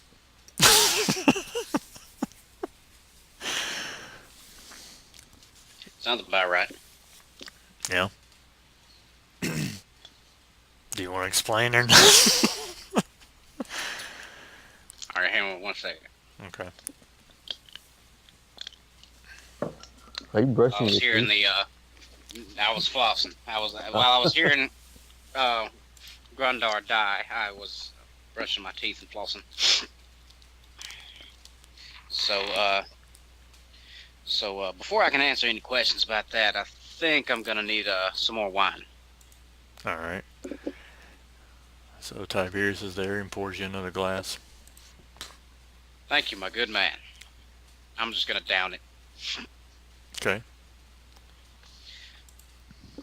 So, it's a long time ago. There was a great dragon. It's very close to me and my people. South here, there's an island full of lizard people. They raised me, and a great dragon became my friend there. Well, in your time here, that dragon saved us all by covering the great mountain and stopping the eruption from killing everyone. And when the great dragon died, I absorbed his soul and absorbed some of his power. Though not nearly as strong as a dragon, I have learned a few things and learned to breathe fire like the dragons. And as I practice and hone my skills, I get a little stronger each time. So with the blessings of the dragon skills also comes the curse of Well, looking like this. So that's basically what happened. I went and spent time with the white dragon. He taught me how to use my skills and grow them a little bit. So you see John kind of look around, and he takes another sip of wine, and he's like, "That's pretty jacked up." I think that's jacked up. Watch this. I'm just gonna point straight to the ceiling and just breathe out a flame. Okay. Alright, so you shoot up this stream of flames as Thalion walks down the steps, and everybody's like, "Whoa!" and they kind of clap, and they're all ecstatic. But you notice that Thalion's demeanor seems to have gotten worse as he goes, and I'm assuming take a seat. You want to sit back down? I'm gonna walk to my chair and stand. Okay. Alright. Alien, what's troubling you? How's Grandar? Grondar's dead. He was a good man. I thought he couldn't die. Apparently, after the end of Melvo's spell and Heathra, he was on his last life.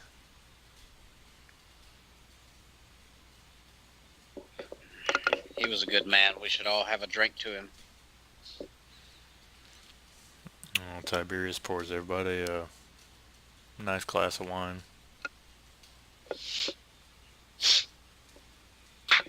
I think I'll have 2 drinks to Grandar. I think I shall drink some tea for Granda. Maybe tea is best. I agree. So Tiberius goes and brings down everybody some tea, lays it out. To Granda. To Grandar. To Grandar. And everybody takes a sip. Shortly thereafter, Tiberius is motioned up the steps, and he goes up to talk to one of the other servants, comes back down and whispers in your ear, Thalion, that a Bertrand Reynald has made his way over and would like to join in on the council meeting. Brandon. So he goes up and gets him and brings him on down. Red Wolf, council, greetings. And he walks over and sits down. And remind me who this is again? Bertrand Reynald is the court wizard of Pentura, the telemancer. The one that read into your thoughts and dreams and Burt Reynolds. Yeah.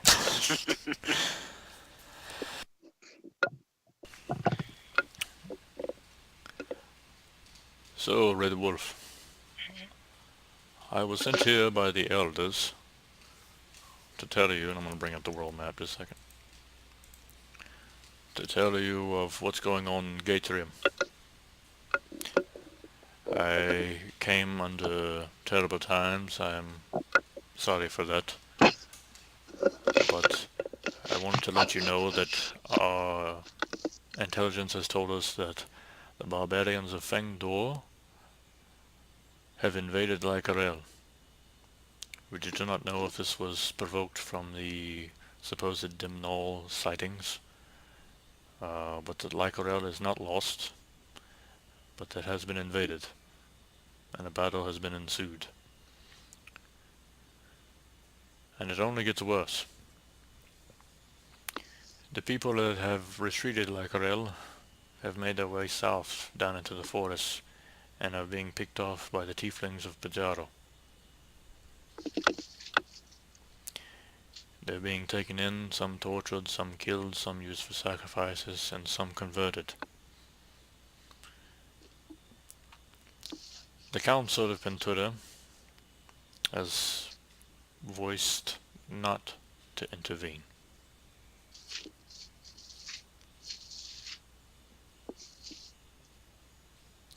I was told to come tell you of the situations, and you can decide what to do with Sinfall, whether or not it's an issue with you. But I wanted to let you know, since you are a member of the Council of Ventura, I wanted you to know. And all the council decided to stay out. Well, I know you know of the War of the Vigaril and the relationships of Ventura and Lacarel. They have decided to maintain their guard and position in Ventura. If any tieflings or whatever come about, they'll defend the city. But they do not wish to take part in the war of what's going on in Lacarel. They are under the impression that the barbarians and the pirates of Lacarel will kill off most of each other, and then perhaps they will intervene. But until then, they're going to stay out.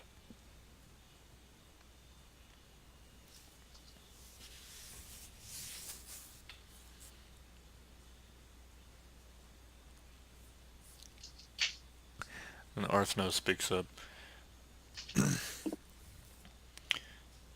But if the tieflings, Thalian, if the tieflings are converting people and making more, that'll only strengthen the Dimnol on both sides.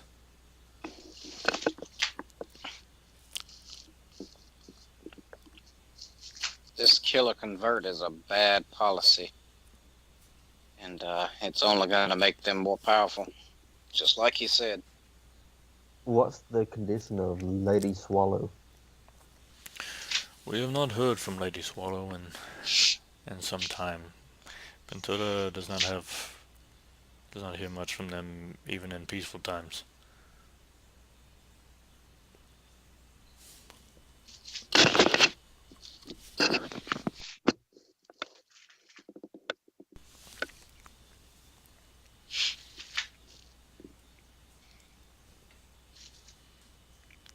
So as you guys are sitting around discussing and talking, Valak makes his way down the steps and sees Bertrand and greets him, and sits down close by to him. My lord, Yes. we have prepared Grandar's body, and I have announced to the city and the squires to put out word to the city that we will have a pyre made for him later tonight.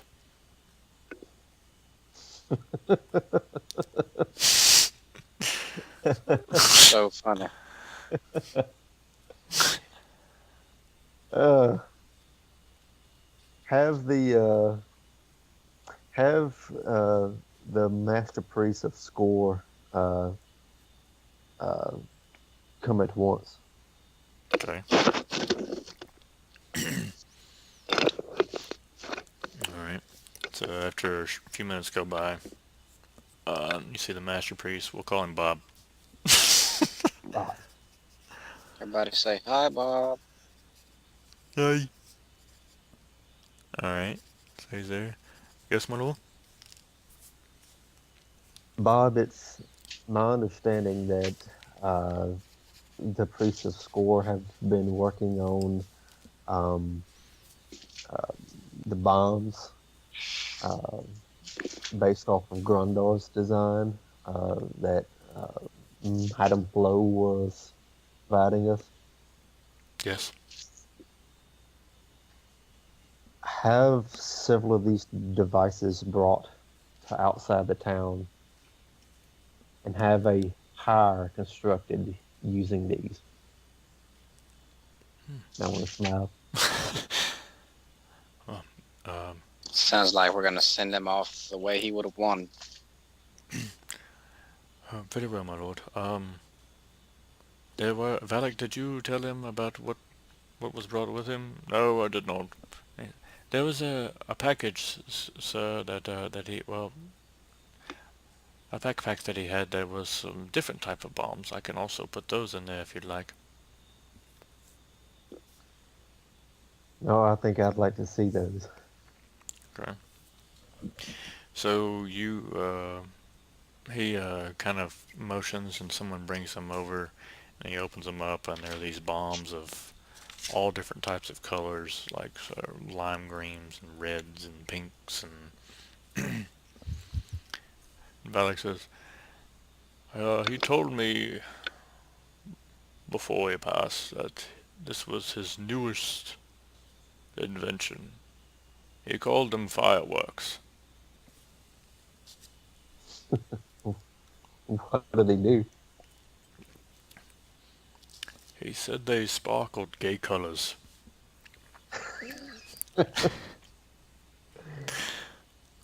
All right. Add these to the pie. Okay. Bob says, very well, my lord. And he takes the bag from you and goes off with his men to prepare. Because it is getting about, late in the evening. And as they walk up the steps, you see Garvis and one other dwarf walk down the steps. Oh, we got a full house tonight. You see Garvis walk on down. My lord, and he bows. Yes. This is a friend of mine from Prosvalok, Jardun. And you see a kind of an older dwarf um, wearing like farmer's clothes. Seems very, very strong. Just has a few gray hairs in him. Aye. Are you the Red Wolf? I am. Pleasure to meet you, my lord. Pleasure to meet you. They've come to talk to you about possibly taking over the land of Ragnar.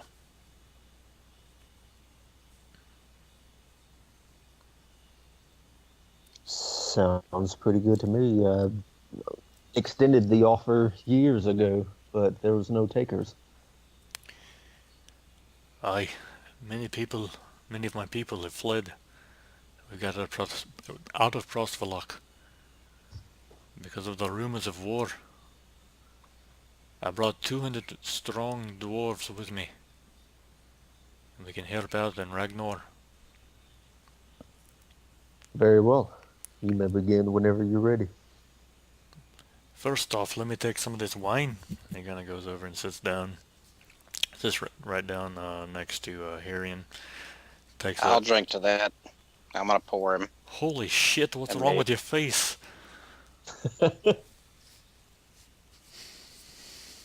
Well, this is what happens when you eat your mother out.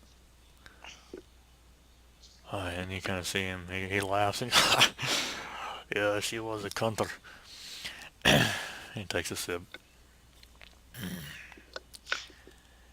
So, Red Wolf, is it, or Thalion? Which do you prefer? Either is fine. I do have a sort of a stipulation. Which is? I wish for my people to be left out of the war. They've seen too much. We will help out with the lumber, the blacksmithing. Garvis was already telling me about the Dragonborn armor, the substantial order that you have put forth on his team. We will help out. Another but it doesn't work.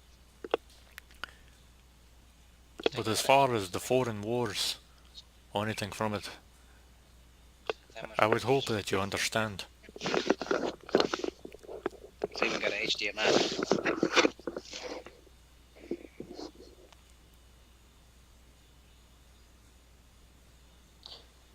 If you and your people, in exchange for Ragnar, would pledge your allegiance to me in Sinfall, then I will not call upon you or your brethren to fight in these wars. I can drink to that. But you must know that if the war comes to us, we will respond.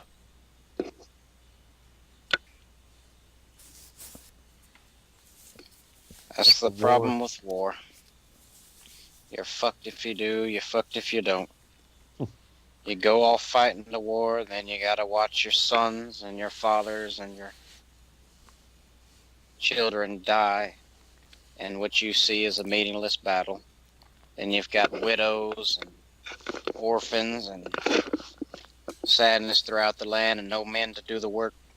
Aye. You sit at home, you don't go to war, you get a few more years of peace. But then one day the war comes to you and you're in the same shit all over again. So my advice to you is build strong defenses. You should set aside 15% everything you have to build walls, store food, to build weapons. Because by the time the war comes to you, you don't have much chance of fighting it off. Aye. The red face speaks truth. I will say this. I will do what I can to keep your people out of it, but I cannot guarantee that. I cannot guarantee that the darkness that's coming will not come for you. But I will guarantee that if it does come, Sinfall will answer it. And together we will lay down all who stand against us. And you kind of see him take a sip, and he looks at Garvis. You didn't tell me the darkness is here.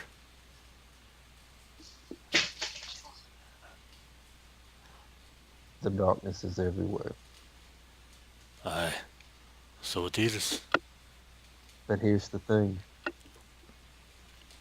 We are the light. And everybody grabs their mugs. You see Arfnos. I can definitely drink to that. And takes a sip.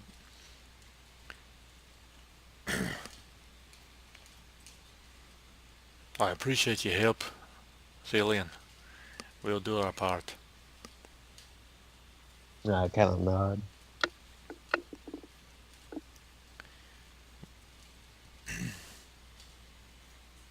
So after a while, Bertrand has been over there kind of chatting with Valak this whole time as you've been talking to Jardoon. My lord, Valak has told me that of the recent passing of Grandar. Yes. I would like to see him, if that is okay. Who is this talking? Burt Reynolds. Very well.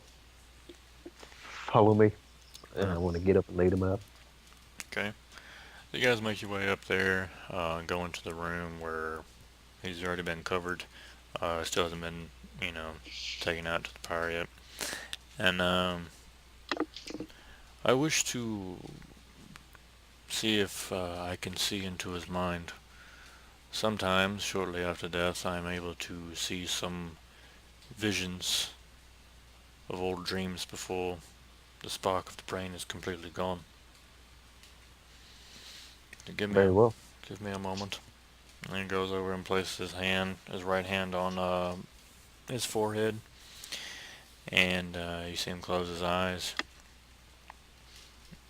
And you're there for about like a solid 5 minutes before he removes his hand.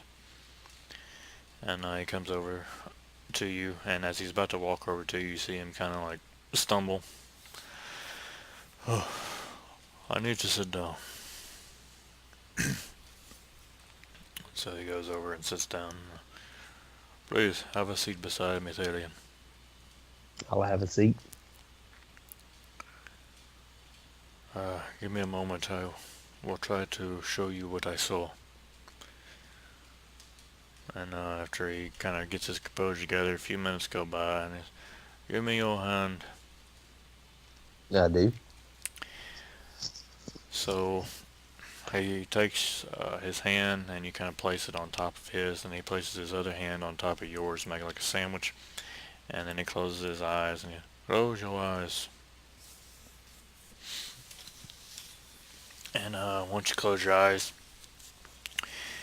you see very, very clearly, as if you had them open, a old wooden shack in a forest that looks very, very familiar to you. And as you kind of pan around, you see yourself like kind of an out-of-body experience, but you see yourself standing beside Faldir, and Faldir is talking to an old woman that has a bunch of kids in an old shack. And Faldir is questioning on where she got those kids, why those kids are there. And you start to recollect that this was the old hag outside of Ventura. And just as you guys are talking, um, you hear a dragon roar and shout.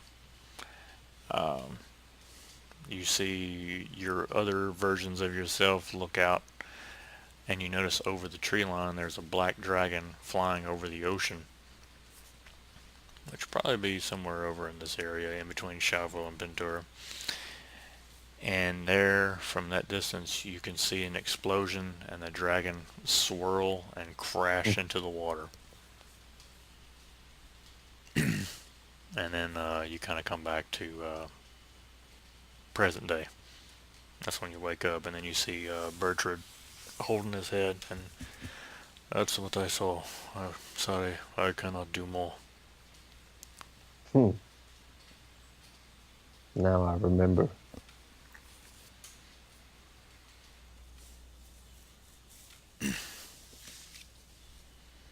Hmm. What does it mean?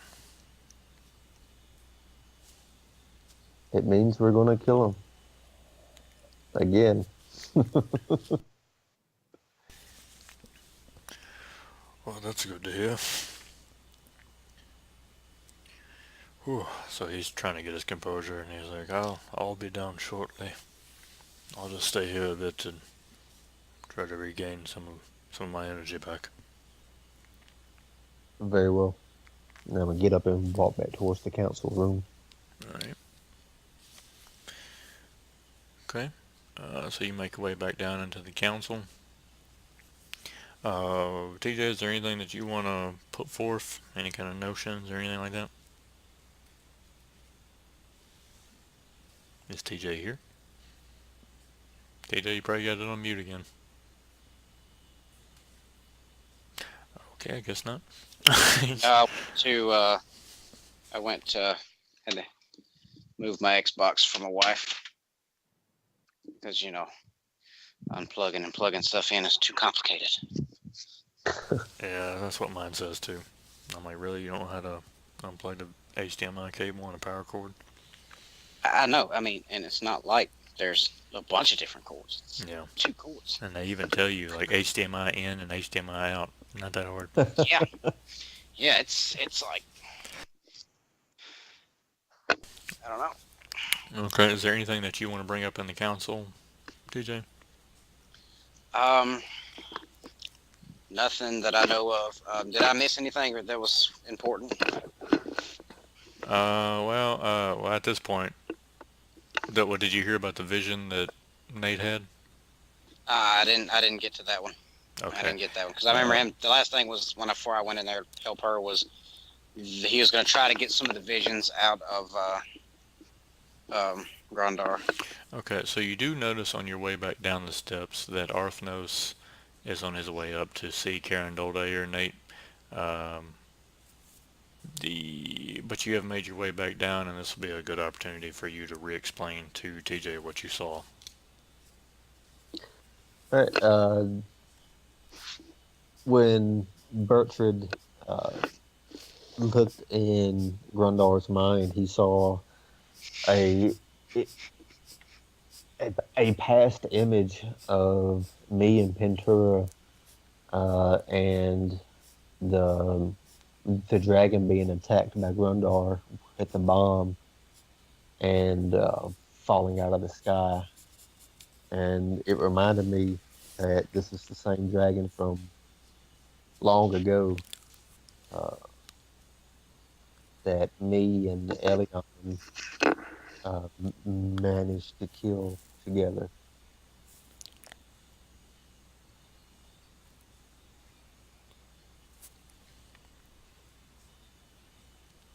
Is TJ going again? I'm here. Okay.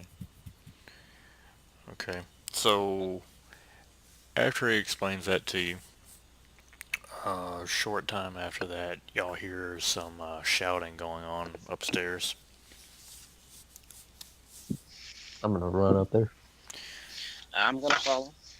Okay, you get upstairs to find that the wood elves are facing off against the dragonborn, and you hear Arthnos's voice shouting from the room where Karen Doldair was. I'm gonna run in. Okay. All right. So the dragonborn. Well, well, actually, I want to run in. Like, have you seen that the Mark Wahlberg version of Planet of the Apes? No, I haven't seen it. Oh, well, never mind. I was gonna do something cool. Darn. But you run in there to see that the guards that were guarding Karen Doldair, the doctor, and Karen Doldair are all they're all dead. And the guards are sitting at a little dining table in there, a very small dining table. They are look like they were sitting down and keeled over at the table. They're both laying on the table. The doctor is pinned against the wall with a couple of daggers, and Karen Doldair is still in his bed, blood everywhere, and there is a blue ribbon laying across him. And Arfnos is standing there. I thought you said he was under the... What happened here? What did happen here? And I'm gonna turn to the nearest Dragonborn. And you just kind of see him. I, I didn't. I don't know, my lord. We came back after the attack of Drak, and the door was still shut. We were told by Tiberius to help out with the guard. I'm sorry I left my post. Where's Tiberius? Um, at last I saw him, he was in the kitchen. Have him brought here at once. Yes, and him and the guy that was on guard at the door run off. And so you see Arfnos over there, kind of like taking Karen Doldair's hands and placing him over there and pulling the sheet over him. I'm gonna inspect the room. All right, do a search.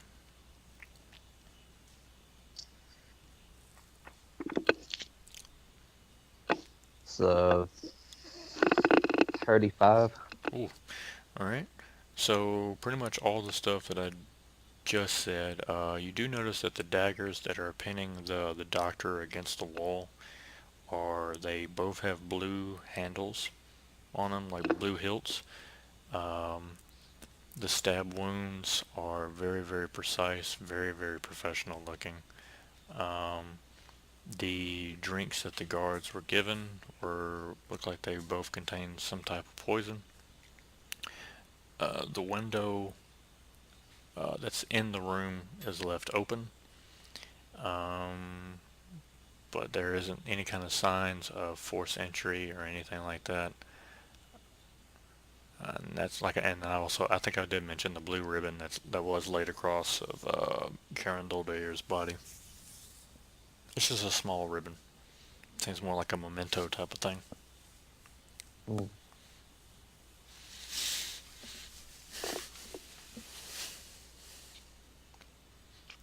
I didn't do the search check, but I'm just gonna assume he told me everything he noticed. Yeah.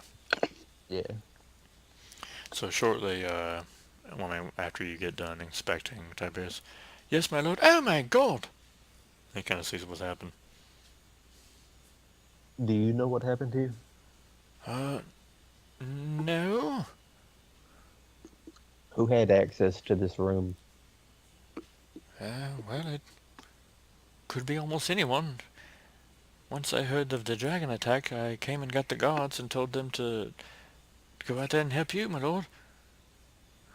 Do a sense motive Okay.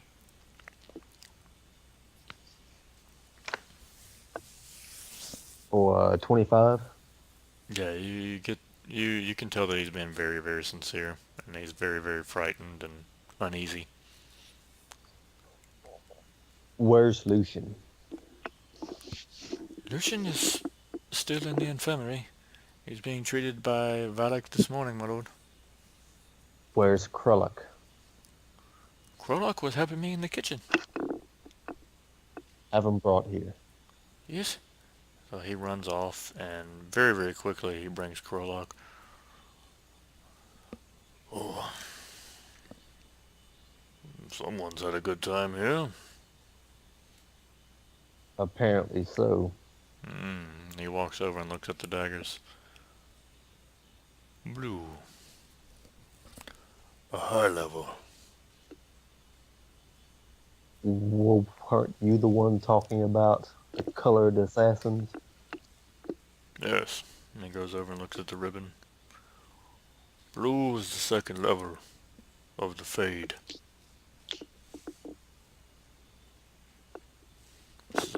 Second level assassins. There are higher tiers than this.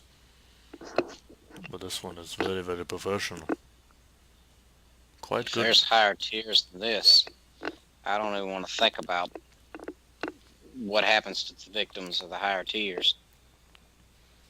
So you see Arfnos has kind of gotten his composure back, and he went out there to tell his men to stand down. And so that whole situation is good. And he walks in. We need to talk about this. If word gets Yes. back to Air Malora, it'll cause nothing but commotion, because I'm sure they saw the dragon go by.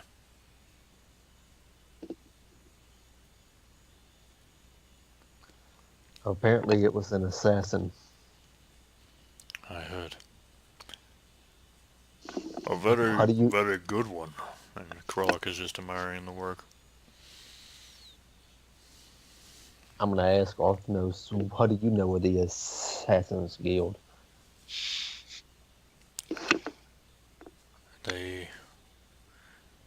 They're called the Fade.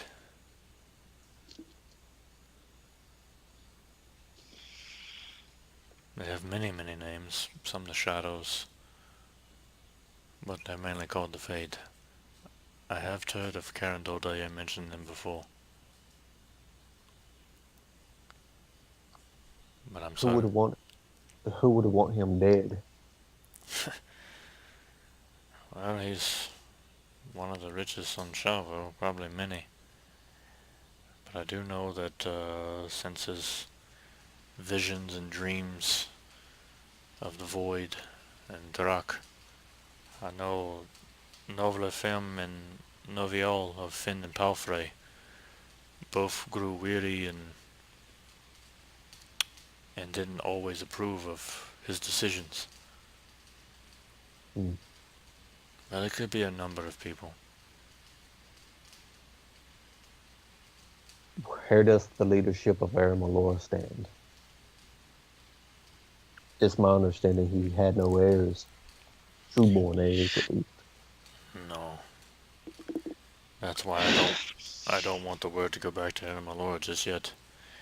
It could cause an anarchy. There's no one.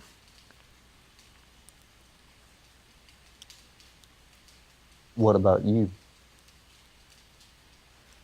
You're the leader of the army. I'm just a general. Canon Doldair was from a true blood descendant of Elortian from the first Sinlin. I don't have that kind of blood in me. They won't ever accept it. Especially from a military man. What would they accept? You see Krolok speak up. An orc king would be pretty funny.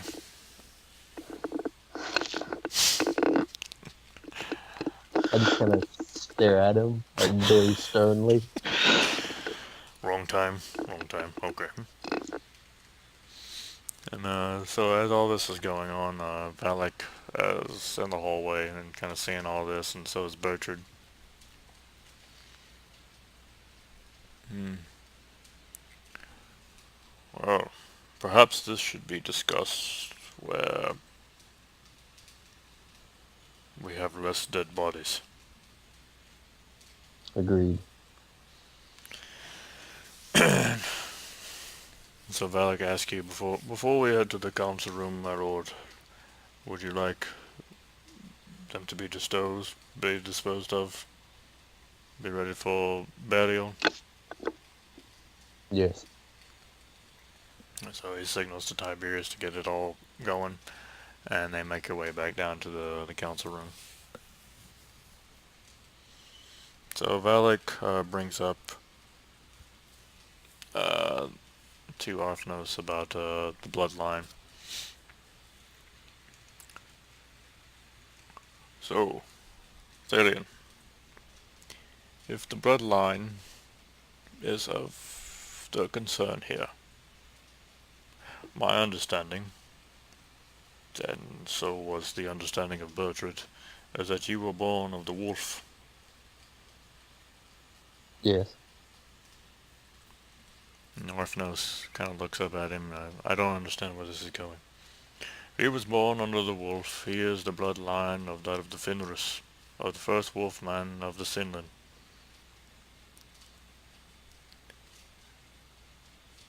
And Arthnos says, Fenris.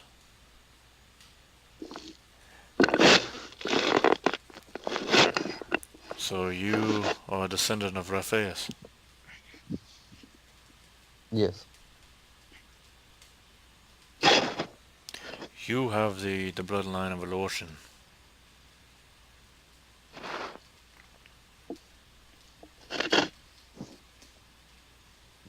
What does that mean?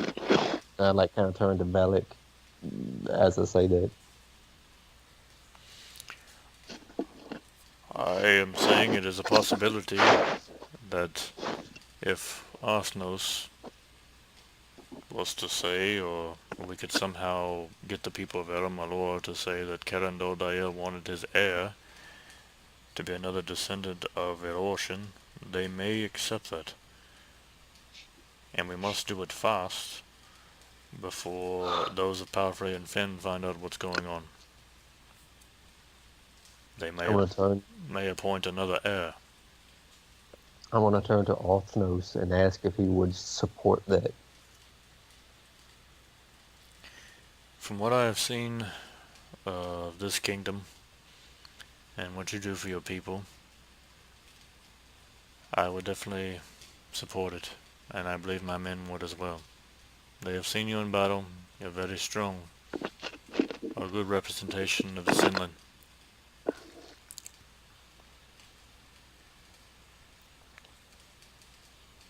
I'll do it.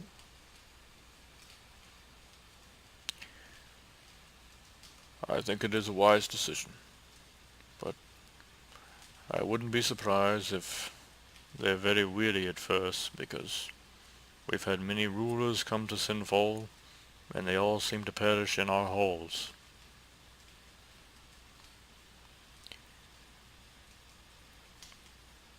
I think that we should perhaps do something with the body.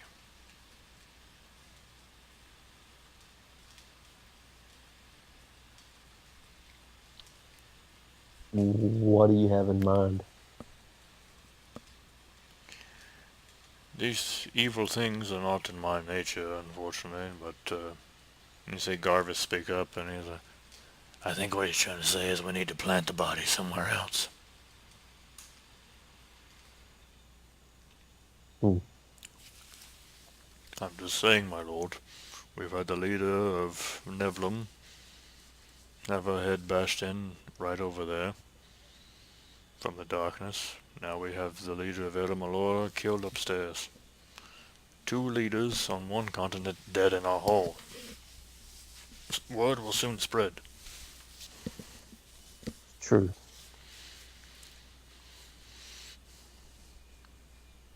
Where would be a good place to plant them?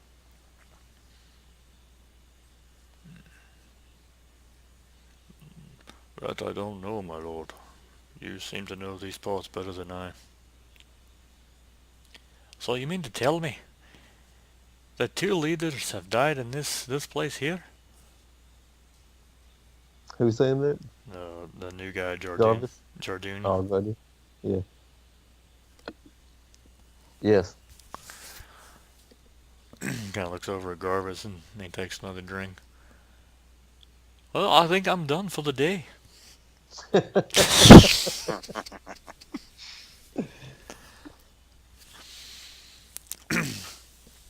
He kind of gets up and he walks on the steps.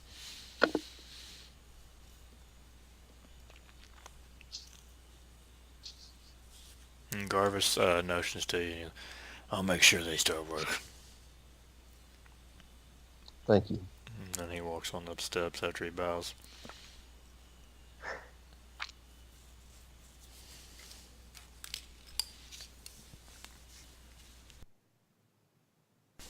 Hmm. So I'll let you decide how you want to play that, if you want to do that course.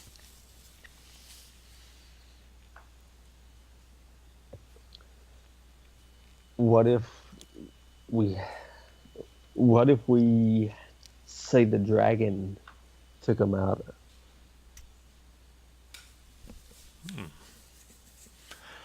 That wouldn't be as hard to mangle up the body. We could definitely do that. Very well. Make it so. Off nose? And North nose kind of looks nice. Yes, I'll explain to the men what's going on. Thank you. Alright. Is there anything else that needs to be addressed before we get on to other pressing matters on the council? Not at this time. Okay. So as everybody's about to, most everybody kind of gets up and walks out. It's you and Harrion left in the council room, and as everybody's walking up the steps, Dagon slowly makes his way down there, who's still recovering from his exposure to being that close to Drock and stuff again.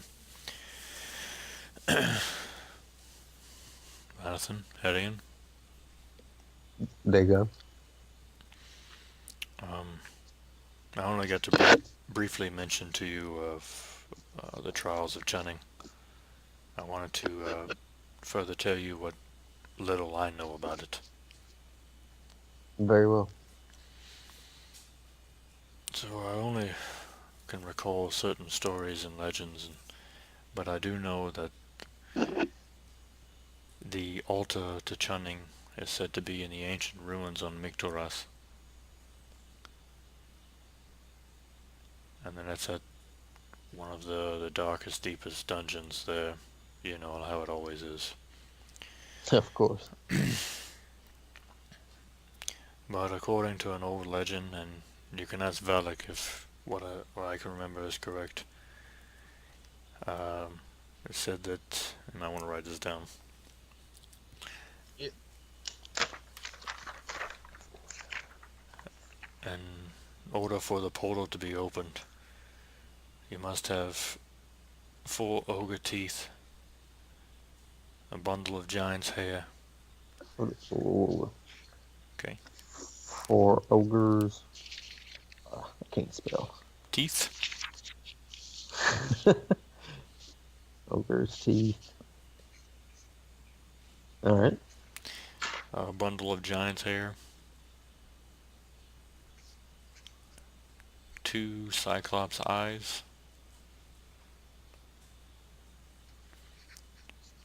5 giant toes. And 5 giant fingers.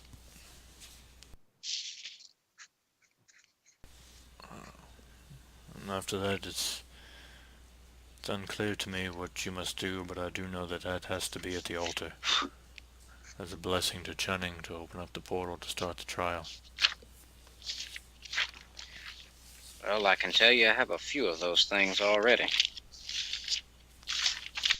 Like what? Oh, let me get my list.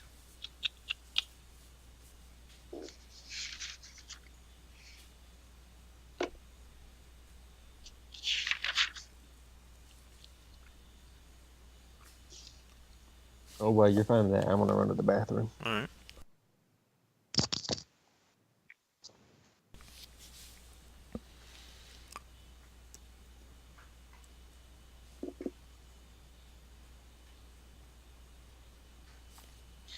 I guess orc tusk would be the same as orc teeth, since a tusk is No, a it's tooth. ogre. Ogre teeth. Oh, ogre. Never mind. For some reason I was thinking orc and I wrote down orc. I think I do have a giant's toe, though. Yep, got one of those. I thought you had some of this stuff already. And, let's see. I don't think we fought any Cyclops. I don't have no Cyclops eyes.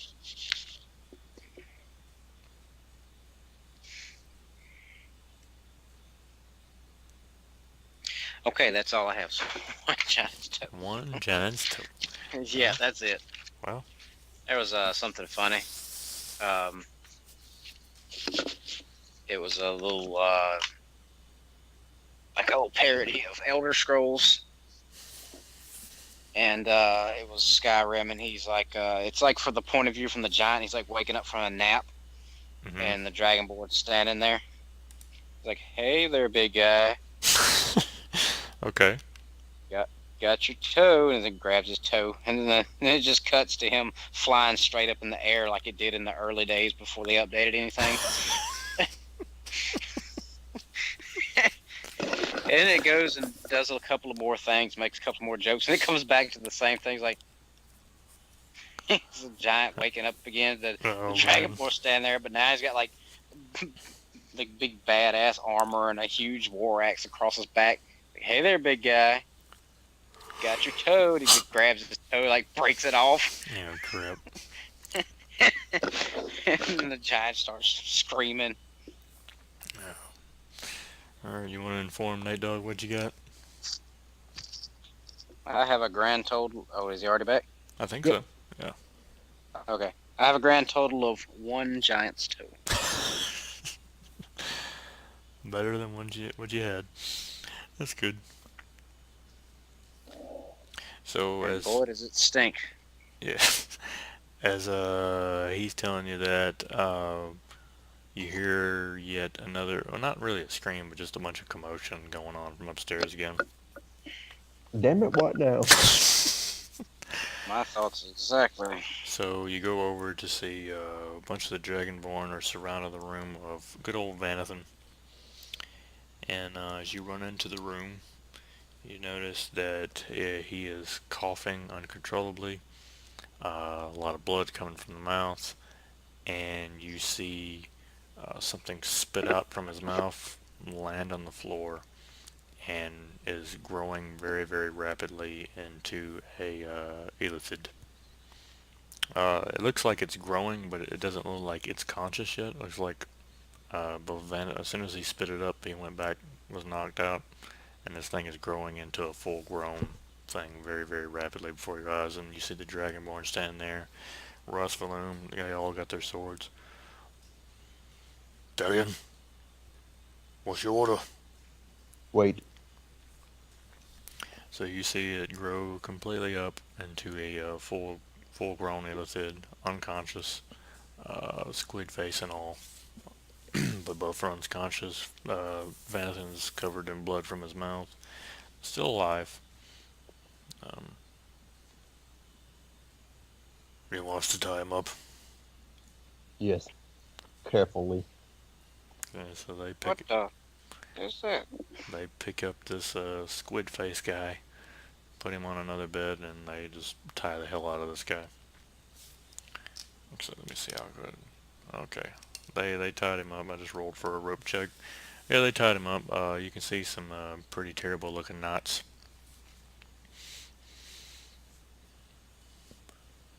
Valak walks over and this is what I was afraid of, my lord. How long before we know? We should know as soon as one of them gets conscious again. I'm sure we should be able to tell them apart. What's the dangers? The dangers is that one will be completely controlled by that of Zrak, but his manipulation being that it is, we may not be able to tell, or we may, I don't know, but it will be of pure evil.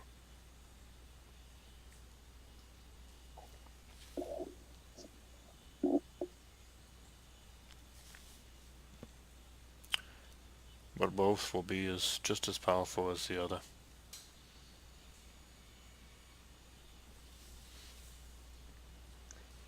You're really not making it easy for me not to kill Noah's character. Just saying.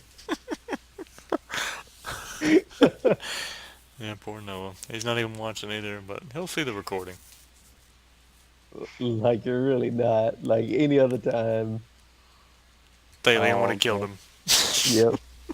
Maybe we should just craft like a huge crossbow or something that would insta kill him if he woke up.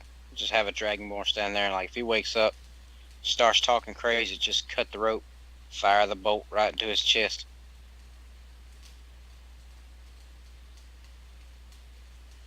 Oh.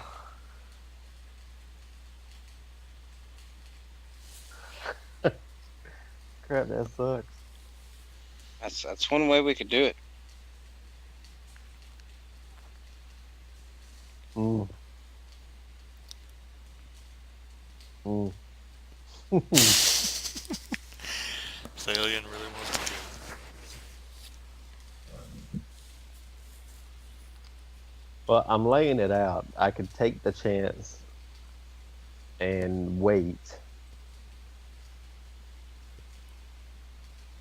but if I do that, something of course may go wrong.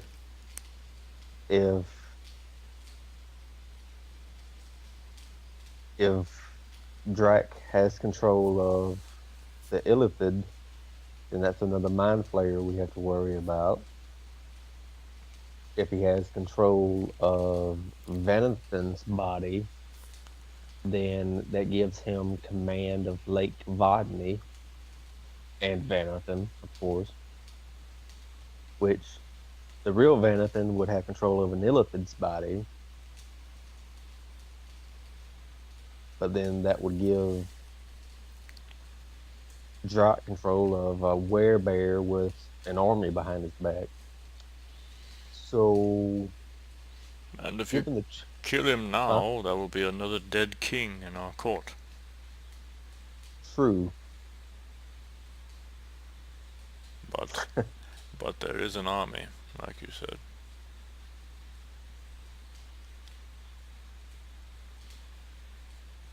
Excuse me, sir. yes, Tiberius. Um, Sorry to interrupt. But there is a dwarf and a young man here with a big chest of gold, and they said that they had something they wanted to show you. Now what? Bring him in. So you go out to see, of course, good old Willie and Ben. Dwarf looks a little worse for wear, but seems all right. But they kind of stand off to the side, and Tiberius talks with them. And I'm going to kind of take over there for a little bit, but he takes the goblet and brings it over to you, and here, my lord. They said something about this, and they hand you that goblet, and you can recollect that that is a goblet that you found a long, long time ago, and that you gave to one of the enchanter orcs in Farksoft Stronghold that you couldn't figure out.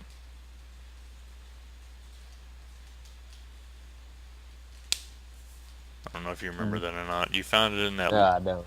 You found it in that little bitty cave along where you found. Oh, yeah, with the blood that turned to water stuff, Yeah, something or another.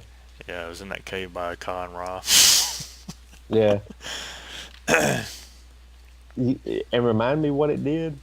You It never quite found out what it did, but you gave it to that orc enchanter in Farksoft Stronghold, and he was going to do research on it, and it just kind of got lost and everything. okay. I'm gonna take it to Valak.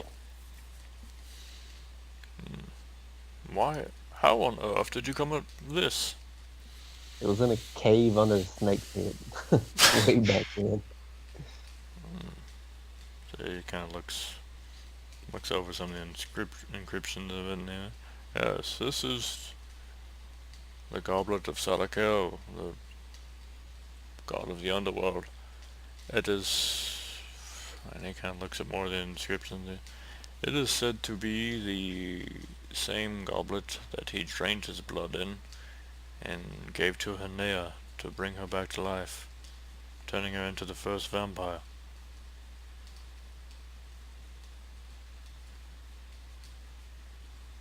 This is quite a find, Thalia. So you're saying whoever drinks from this turns into a vampire? From with his blood, but from according to legend, we could try this if we ever were to come face to face with a vampire, but it also cures the vampirism with a certain type of blood. And do you know what kind? I would assume that if it is an elf vampire or a human vampire, they must drink from their own blood. Just my assumption.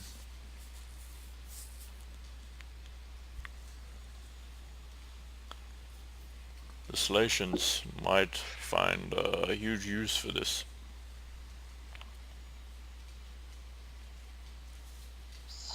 Relation.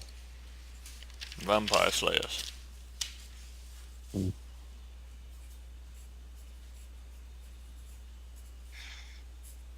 I was wondering if it would have any effect on Venathan. I do not know if it would turn a mind flayer. Mm, I was thinking more if I killed him, if he would be brought back as a vampire. We could try this. But which one?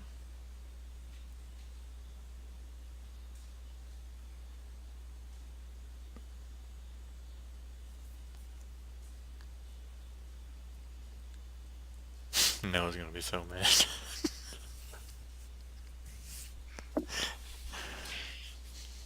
Well, if he hadn't backed out at the last second, could have run out of the story sooner.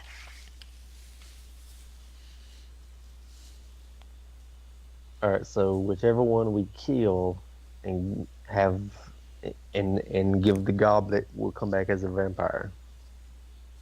Yep. But we don't know which one is the real benefit. Negative. So we could do both of them, and then let them fight it out. Well, the problem is illithids, I don't think, can be brought back as vampires. Well, the choice is simple. We kill both of them, and whoever comes back is actually the right guy. Oh, TJ, we just kill both of them. No.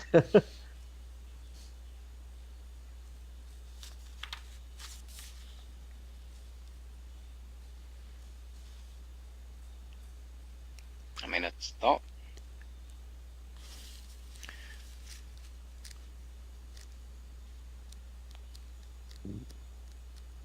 Yeah, I'll let y'all talk it out. What do you think, Nathan? Uh, it's just trying to figure out which is which. Harry and make a fortitude save. Fortitude. Yep. All right. That one. Oh, okay. Alright, so you're starting to feel a little weird. Your back is starting to itch uncontrollably. Um, and so you start to get a really, really, really, really bad aches on both of your shoulder blades. Your head, you're starting to get a little feverish, starting to cough, and immense pain as you kind of bow over. You take about 15 points of damage, and everybody's starting to look at you and freak out what's going on. And Thalian, from your perspective, you see two black like spikes almost just shoot out of both shoulder blades, and from those you see like these dragon wings sprout from those, and you see Tarian like just yell from the pain, and blood goes everywhere and just kind of drains down his back, and he has a wingspan of about like 12 feet with these bad boys. Dang. Um, I can't see your screen for some reason. Hold on a second. Just unshare, reshare probably will do it. Stop share. Share screens. Start. I don't have any picture of it, but yeah, so Harrion is there. Oh, I thought you actually had a picture of it. No, I might draw that later though. But you now have like a 12-foot wingspan, kind of bleeding all over the place. So you see Valak kind of do a little spell with his hands, and he kind of says some incantation to help stop the bleeding. Does a healing spell on you. It heals you back about 8 points and stops the bleeding. And you see him, what on earth? I guess the dragon soul in me, I guess it's taken over more of my outward body. And you see Rasvalum say, restore. Okay. Is Bertrand in the room? Sure, we'll say he's out in the hall. I'm gonna call him in to where the Venethan is. Okay. What is it, my lord? Would you be able to delve into the minds of Venethan and the Mind Flayer to see who is who? I can try, my lord. And he goes over and puts his hand on the illithid. You see him close his eyes. And then he walks over and does the same thing to Vanaton.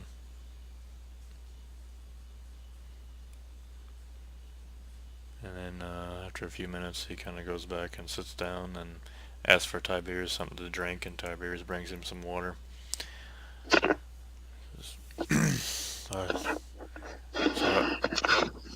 Sorry, my power has grown very weak from all the sightings today.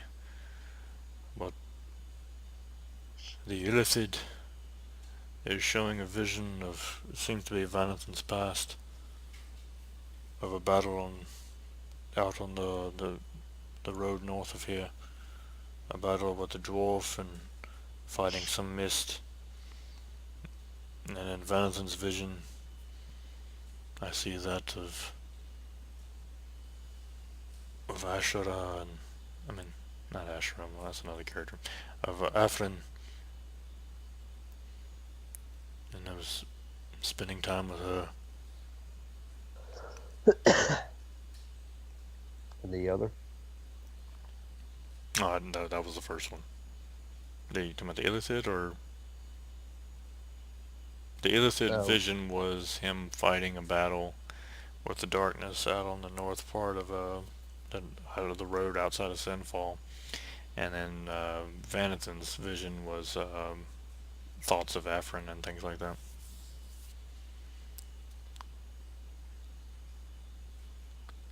That is not enough. You see Valak speak up. I don't believe that's enough, my lord. 2 visions of the past, both of them are Vanathan's thoughts.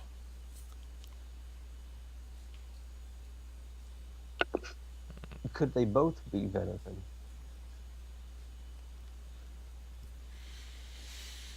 I do not.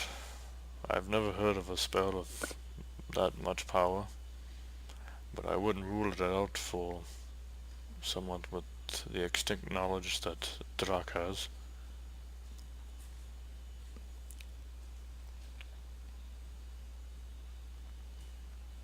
So why would he do that? I don't know.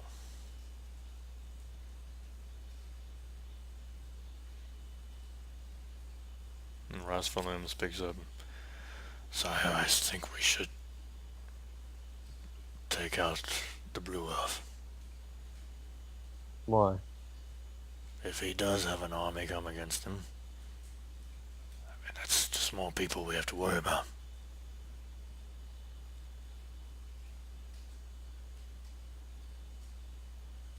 We can just say he died in the dragon battle. We're already doing that.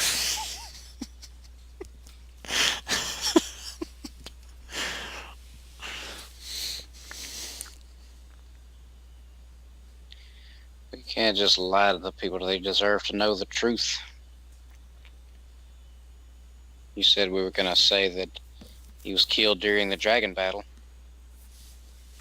If we do this, he was killed during the dragon battle. As far as I'm concerned, he died out there on that road.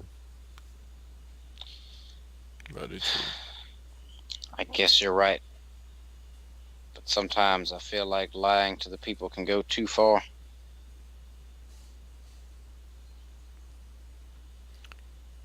Bertrand speaks up. By the way, oh, go ahead, TJ. what am I, by the way, about these wings, I'm gonna like try to flap them a little bit just to kind of see what happens. Okay, so you're trying to flap them, and you can, but they don't seem to be in sync, so they're kind of just like out of sync. Like the right one's going before the left one. You're knocking stuff over on tables, but you do feel like a strong like gust of wind from them as you're doing. It's kind of impressive. So it's going to be something that you're going to have to concentrate a little bit more on. The wind from the wings was enough to wake up Vanathan. You see like eyes start to move and fingers and stuff. You see him slowly start to come to, and he realizes that he is tied up.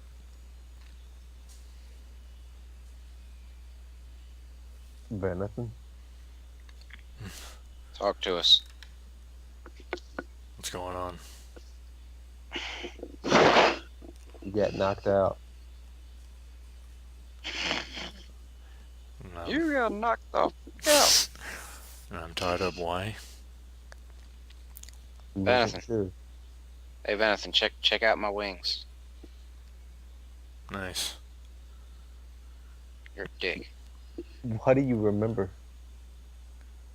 Can remember seeing Drak out on the road, and I charged him, and I remember that he touched me and something happened. I remember him leaving, and whatever that was that he put on me made me pass out.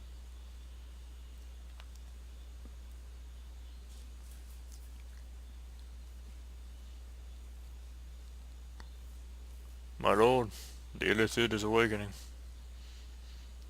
I'm gonna go over to him.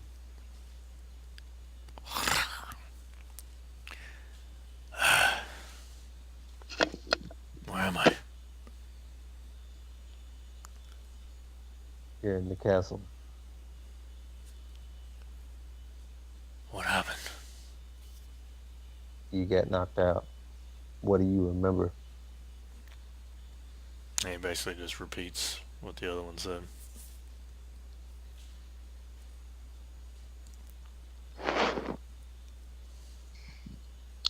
I say kill them all. Let God sort them out. And Rasvalim says, "Sounds like a good plan. Which god are we talking about?"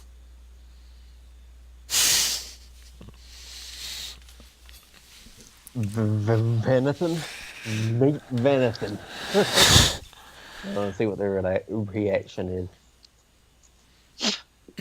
So the Ozid looks over at Vanathan and vice versa, and they almost are like mirroring each other, like the motions and everything, and their facial expressions. And they both look back up at you, and then they look over around the room. They're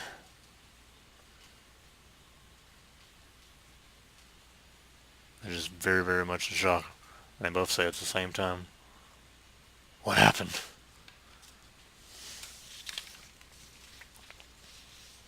I'm gonna turn to Venathan and see Drock implanted something. This came out of it. Yeah, man. You're a dad again. That came out of you.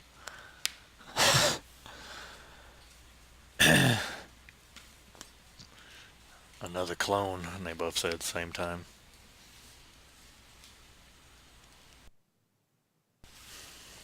So, you see Valak really like trying to figure this out. And he walks out in the hall and he's talking to Bertrand. And Rasvalim looks over at you. "What shall we do, my lord?" Venathan. I'm just gonna say it, like not looking at either one. You hear them both go, "Yes."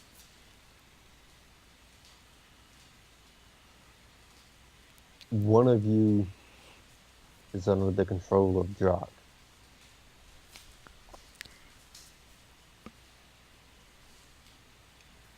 In order to stop the darkness, I have to ask you to kill yourself.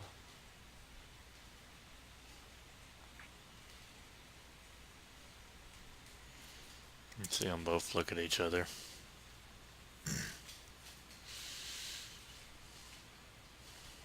And the Edithid kind of breaks sync. And he doesn't say a word, but he just looks like he just lays his head back on the table and just looks up at the ceiling. And you see Vanathan look up and say,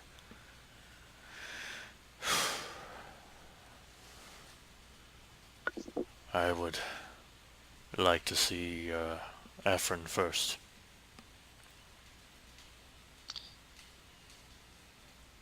No. I don't think she can help you.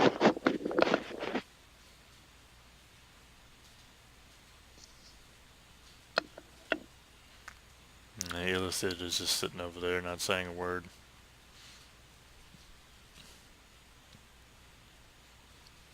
Will you do it?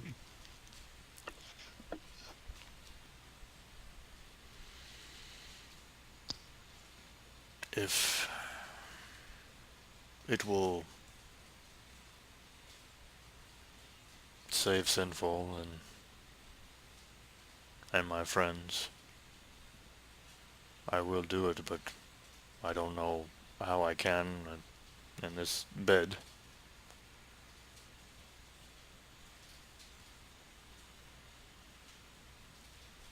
You're willing to die to save the darkness.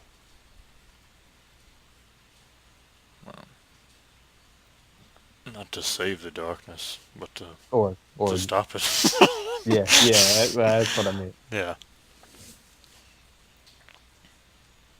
Very well. I'm gonna draw out Dragon Slayer. Alright. Actually, I want to do a sense motive. Okay. on that one. It's 21.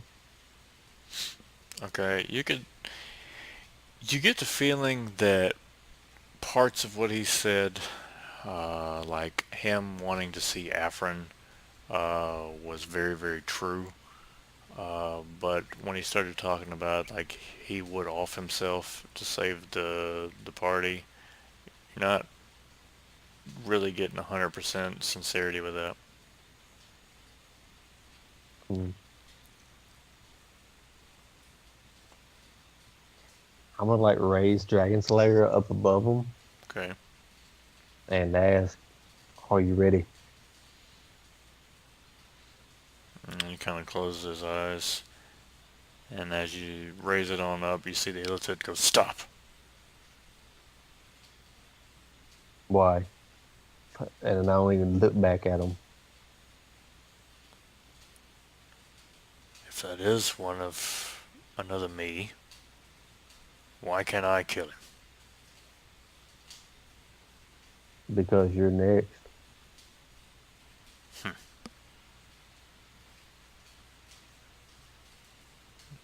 And he just stops and turns and looks up at the ceiling again.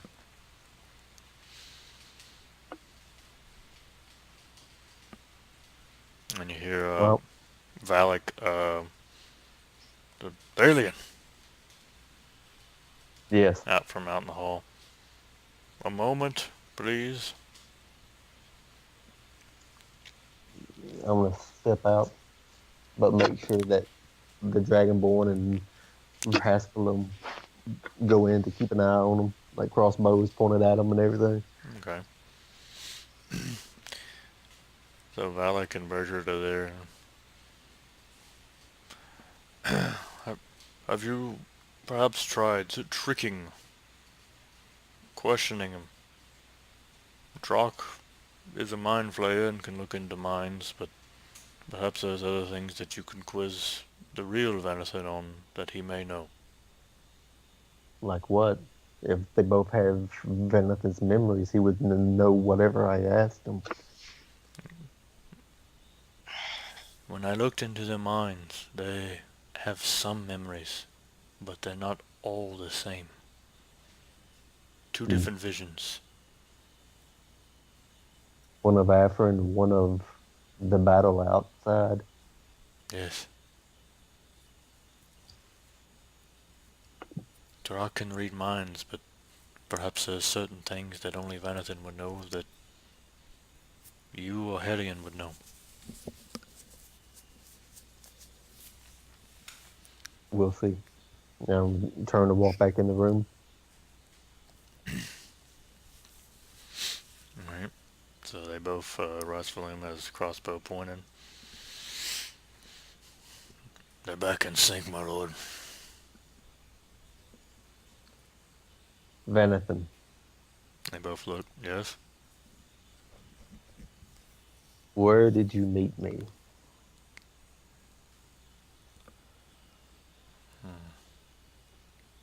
And they both look at each other and then look back up and say at the same time, who's first? Answer together.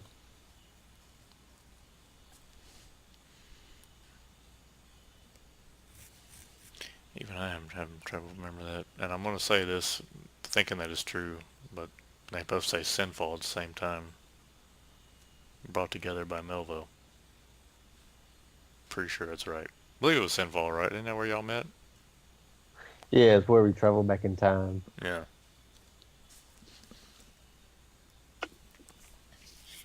And where did we go after we met? So they both look at each other and then trying to sync up, and they say New Oak to battle sin.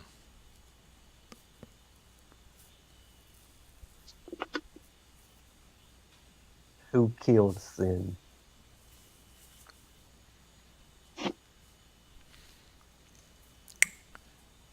Trying to remember that battle.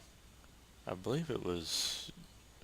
Oh, wait a minute. Who did kill Sin? Because that was something funny. Because I think you did most of the damage, but who got the final blow on that? I don't think it was you, was it? It was the vampire pirate boy Oh, guy. that's right. Okay, Ritaro was that character's name, and they both say Ritaro.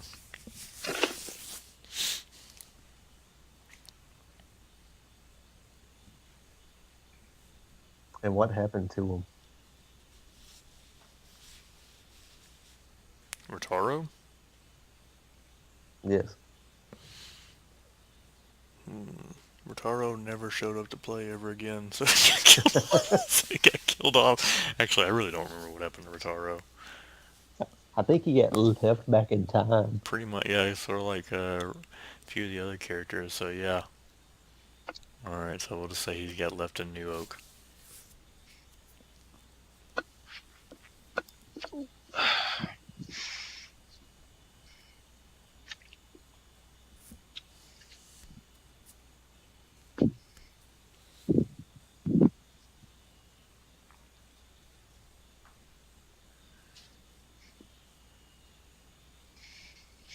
Arian, you got anything? I still say kill them both.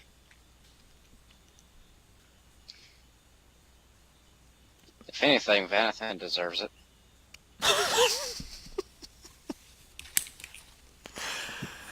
Oh no.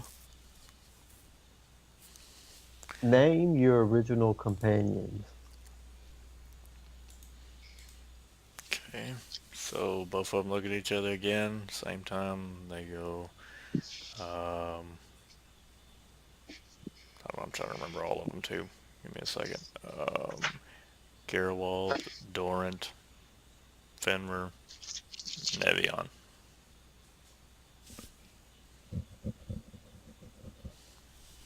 What was the name of my first animal companion? And they both say Aldar. I'm gonna tag Noah in this chat and say that he's about to die. Kill them. Kill them. Kill them. And what became of Aldar?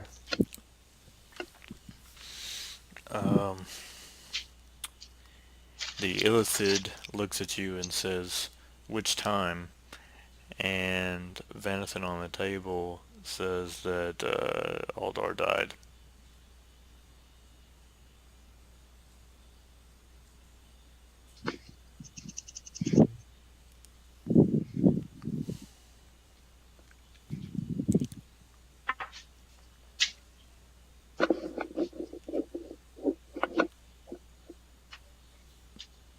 I'm going to turn to the Illithid the second time.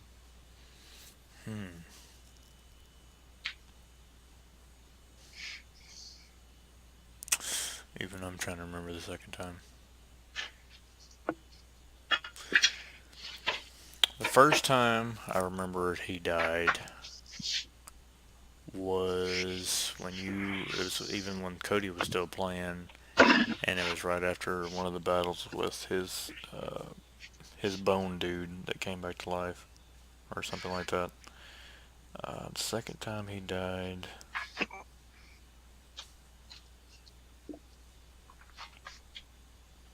oh crap! How many times has he died? Like 3 times? Yeah. Yeah. Second time he died, I'm trying to remember.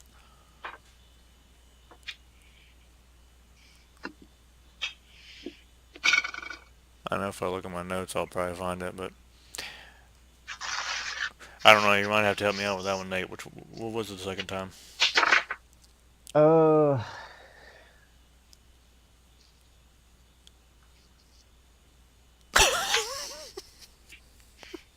Hell, I can't remember. I know. He's done died I know he died 3 times. And it may have been. It was before Rastor died, I know that much. And then. Because I remember you going into the woods and you meditated for a long time, and that's when Lobo showed up. Yeah. But there was a time before that. There was a time before that, yeah.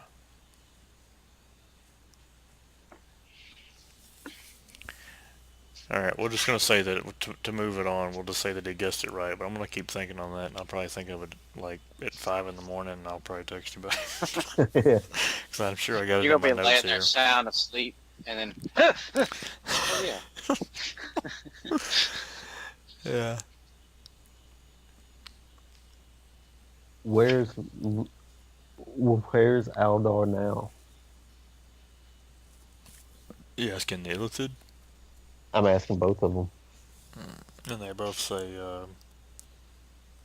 in the other wolf, Lobo's wife.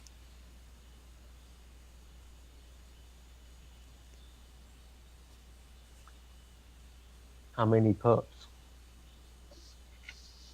3 pups. Both of them say. Which are getting pretty grown by now. Hmm.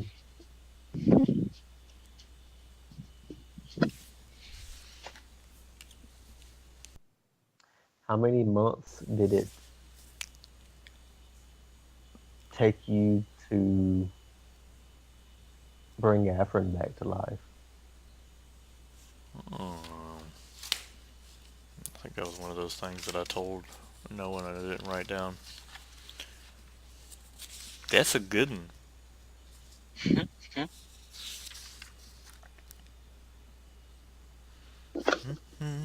Let me look up in my notes.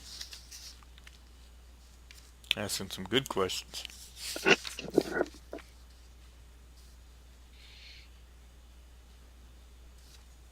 Okay. Oh, that's too far back in my notes.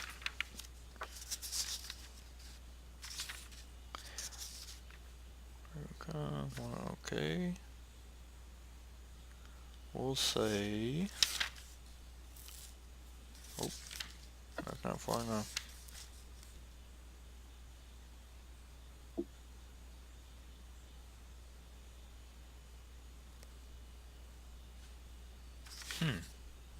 Trying to find that page. I'm in the right spot. Raven comes. Mike goes. I think it might be right here.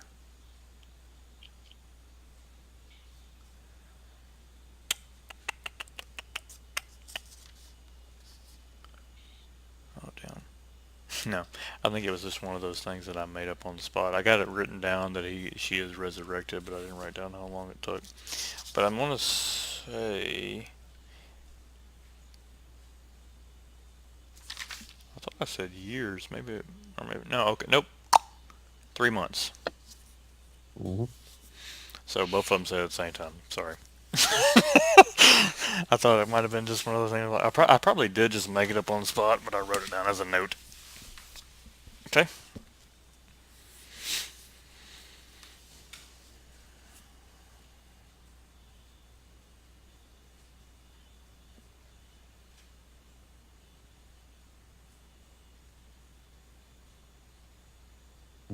Mm-hmm.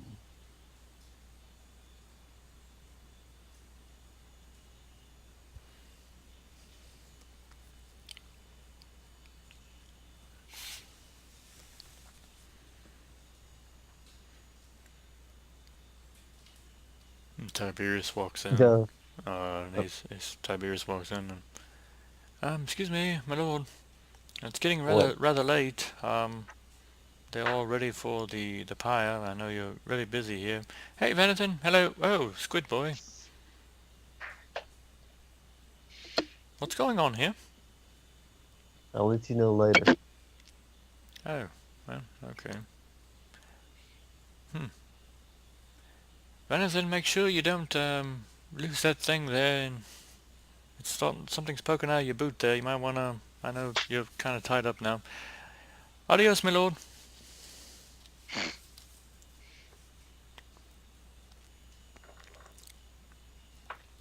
What's in your boot? Just kind of see if anything of... nothing. And then you see the Iliad kind of say private. It's private. All right, come on, let's see it. Why is it private? No, both of them look at each other. Um, and then they look back and there's nothing. Same time. Kill them both. I'm gonna go and take it. Okay. You see that it is a type of gem, and Valek picks up a memory gem. Well, uh, not quite for memories, but it does contain images under the right light and can show still images of certain pitches from the mine. No, not the mine, but certain pitches. Anybody think they can view the pictures on this thing? Oh, it's quite easy actually, and goes over to like a candle that's lit up on a table, and he's like, "You see?" And he, oh man, he quickly takes it back down. Whoa, Uh, hand that here. Yeah, I'm gonna take it and hook it up. I'm gonna like Oh, Noah's gonna go be over so to mad. him Noah's gonna be so and mad. like I'm gonna go over to him and like shove him to the side. Hey man, quit hogging it. So And so yeah, we're both gonna. yeah. So you see all those. Depending on how you angle the gem, shows a different image of Afrin in a very provocative pose.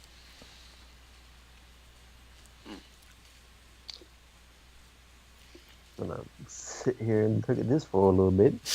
And I need to take this out to the old rundown Smith shop for research. Yeah, research purposes. I'll be back in a few minutes. And then you see the illicit, or you hear the illicit go, "Yeah, that's why I smeared all that crap on your back that time you got burned."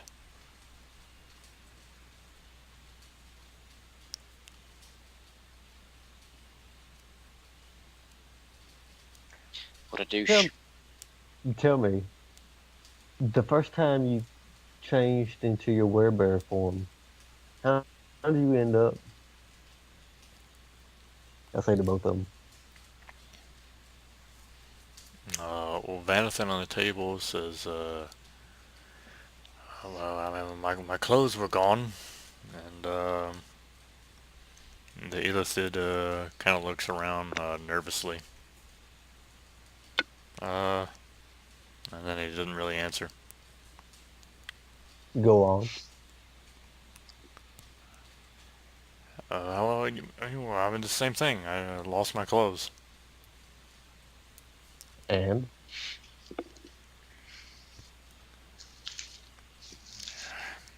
He says,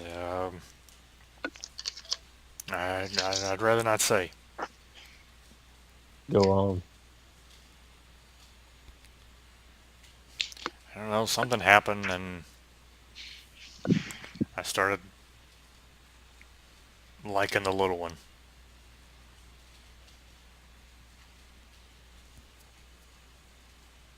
And then Vanathan on the table was like, I did not. And then they said at the same time, you did too.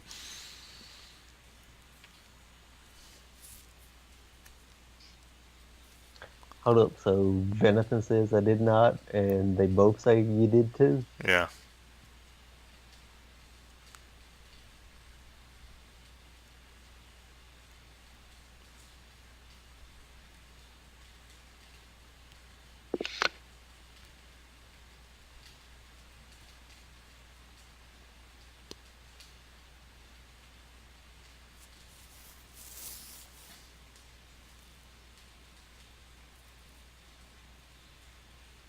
So Valak speaks up and he says, can we take the gem away from the light now?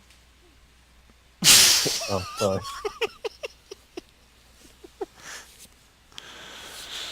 And Rasvalin's like, I don't mind.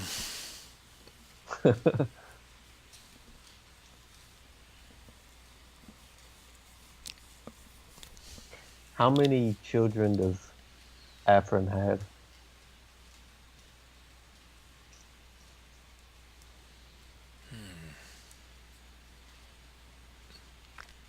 You see both of them look.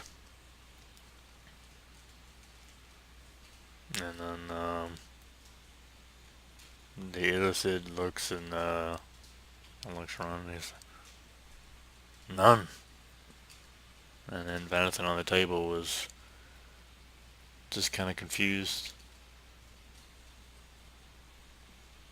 Children.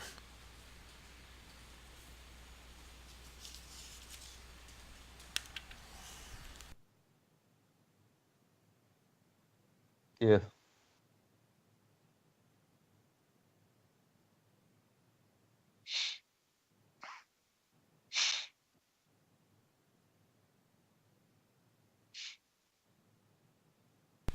And you just both see them looking really, really confused.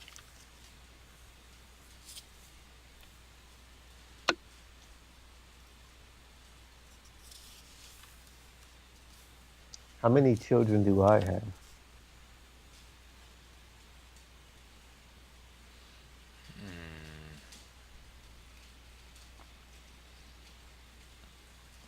Vanathan lays on the table and he looks at you and he's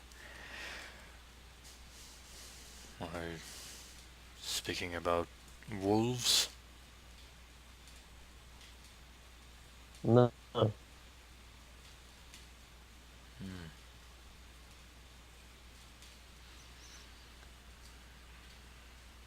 And he goes on to think.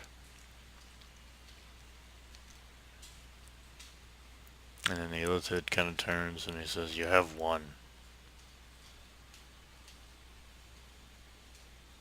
I'm gonna stare at Venathan. And he looks over at the illithid.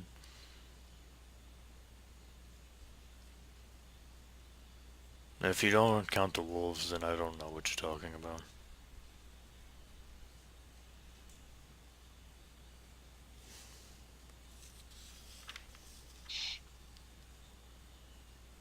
How did my children die?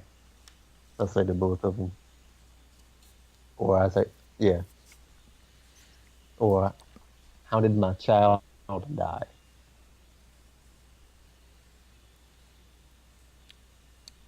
And you see the illithid look over at Vanathan and then he looks up at you and he says, dude, he didn't, he's with Demi and Nebby.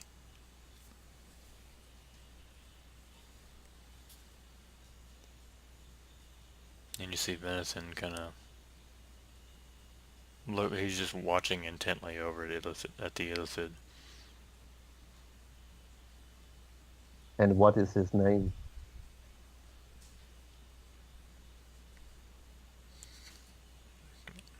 You see the illithid kind of squirm, and I guess he's branch number 2.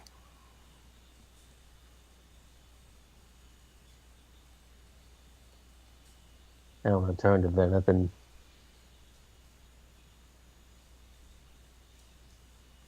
Nothing to say. No one cares about you kids anyway, Wolf.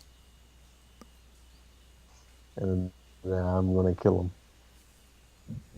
All right. How you do it? I chop off his head with Dragon Slayer. All right. So as you walk over to him, raising the sword up, about to chop him down, you rear back to take the swing, and right before the sword falls, lands on his head, you see the eyes turn from normal Vanathan into complete darkness, and you hear like a and the head just falls off the floor.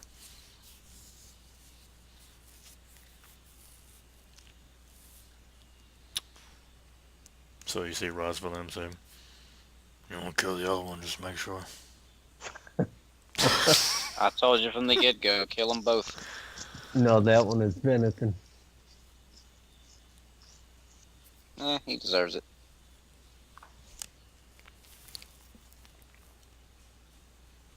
That's how I am. Alright. Time out 1 sec, just so I make sure that my notes are in order. So I do know that I have mentioned to Noah a few times about doing a reflex save, but I thought he passed them. He doesn't really have any kids yet, does he?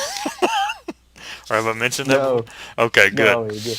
Okay, because all those notes were on the same page, and I was like, he passed the reflex save. So are you even tricking the darkness over here, Nate? Good job. Extra experience points. Making me question my notes. Alright. So the Dragonborn go over and untie him. They let him loose. Like he's completely in his birthday suit. He looks very much like a. Just to give TJ, just to give you a reference of what he kind of looks like. Have you seen the Pirates of the Caribbean movies? That's kind of what I had pictured. Yeah. Yeah, the Davy Jones guy. Yep. That's him. Yeah. Mm-hmm. Which I still Just think minus is. the big claw. I haven't seen the newest one yet, but I still think that guy is probably one of the more imposing characters of that whole. Like Oh yeah. that dude was freaky. He also had the greatest Yeah, he like was. theme song too. Oh, dude, when he's The playing organs. when he's playing, yeah, I was about to say the organ thing was freaky as hell. Yeah, that was awesome. Oh, good. But yeah, so they untie him. Valak gives him a robe, and they kind of they're just kind of taking care of him. And he looks up at you and says, "Thank you." Don't thank me yet. I'm still contemplating killing you.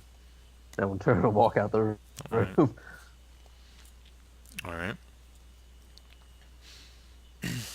So you walk out and you see Tiberius there, and so Yes, they're they're awaiting you. Many of the citizens have gathered outside. very well. They would like for you to speak. Very well. Okay. So pretty much everybody except for the Dragonborn, and we'll say Bertrand, they they all stay inside and watching over Ilthid slash Vanathan and kind of making sure everything stays hunky dory.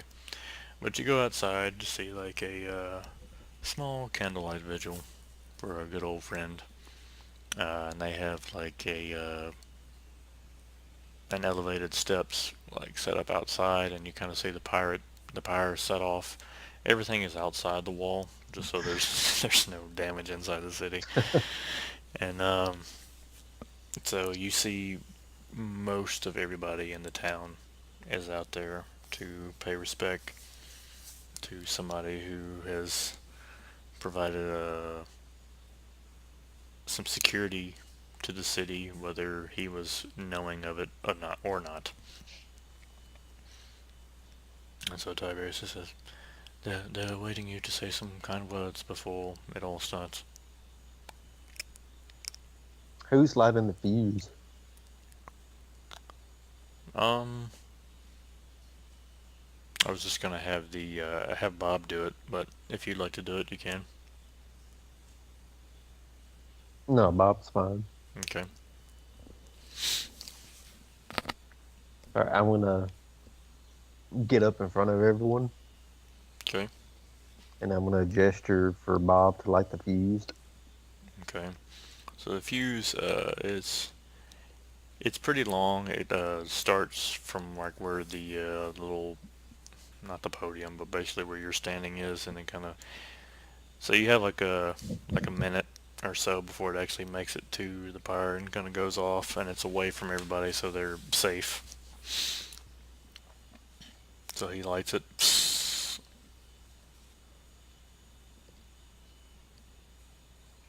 All right, I'm just gonna bow my head Alright. and wait on the fuse. And like the last 2 seconds before it goes off, I have like a moment of silence type deal. Mm-hmm. And like the last 2 seconds before it goes off, I'm just gonna shout as loud as I can, "Damn it!"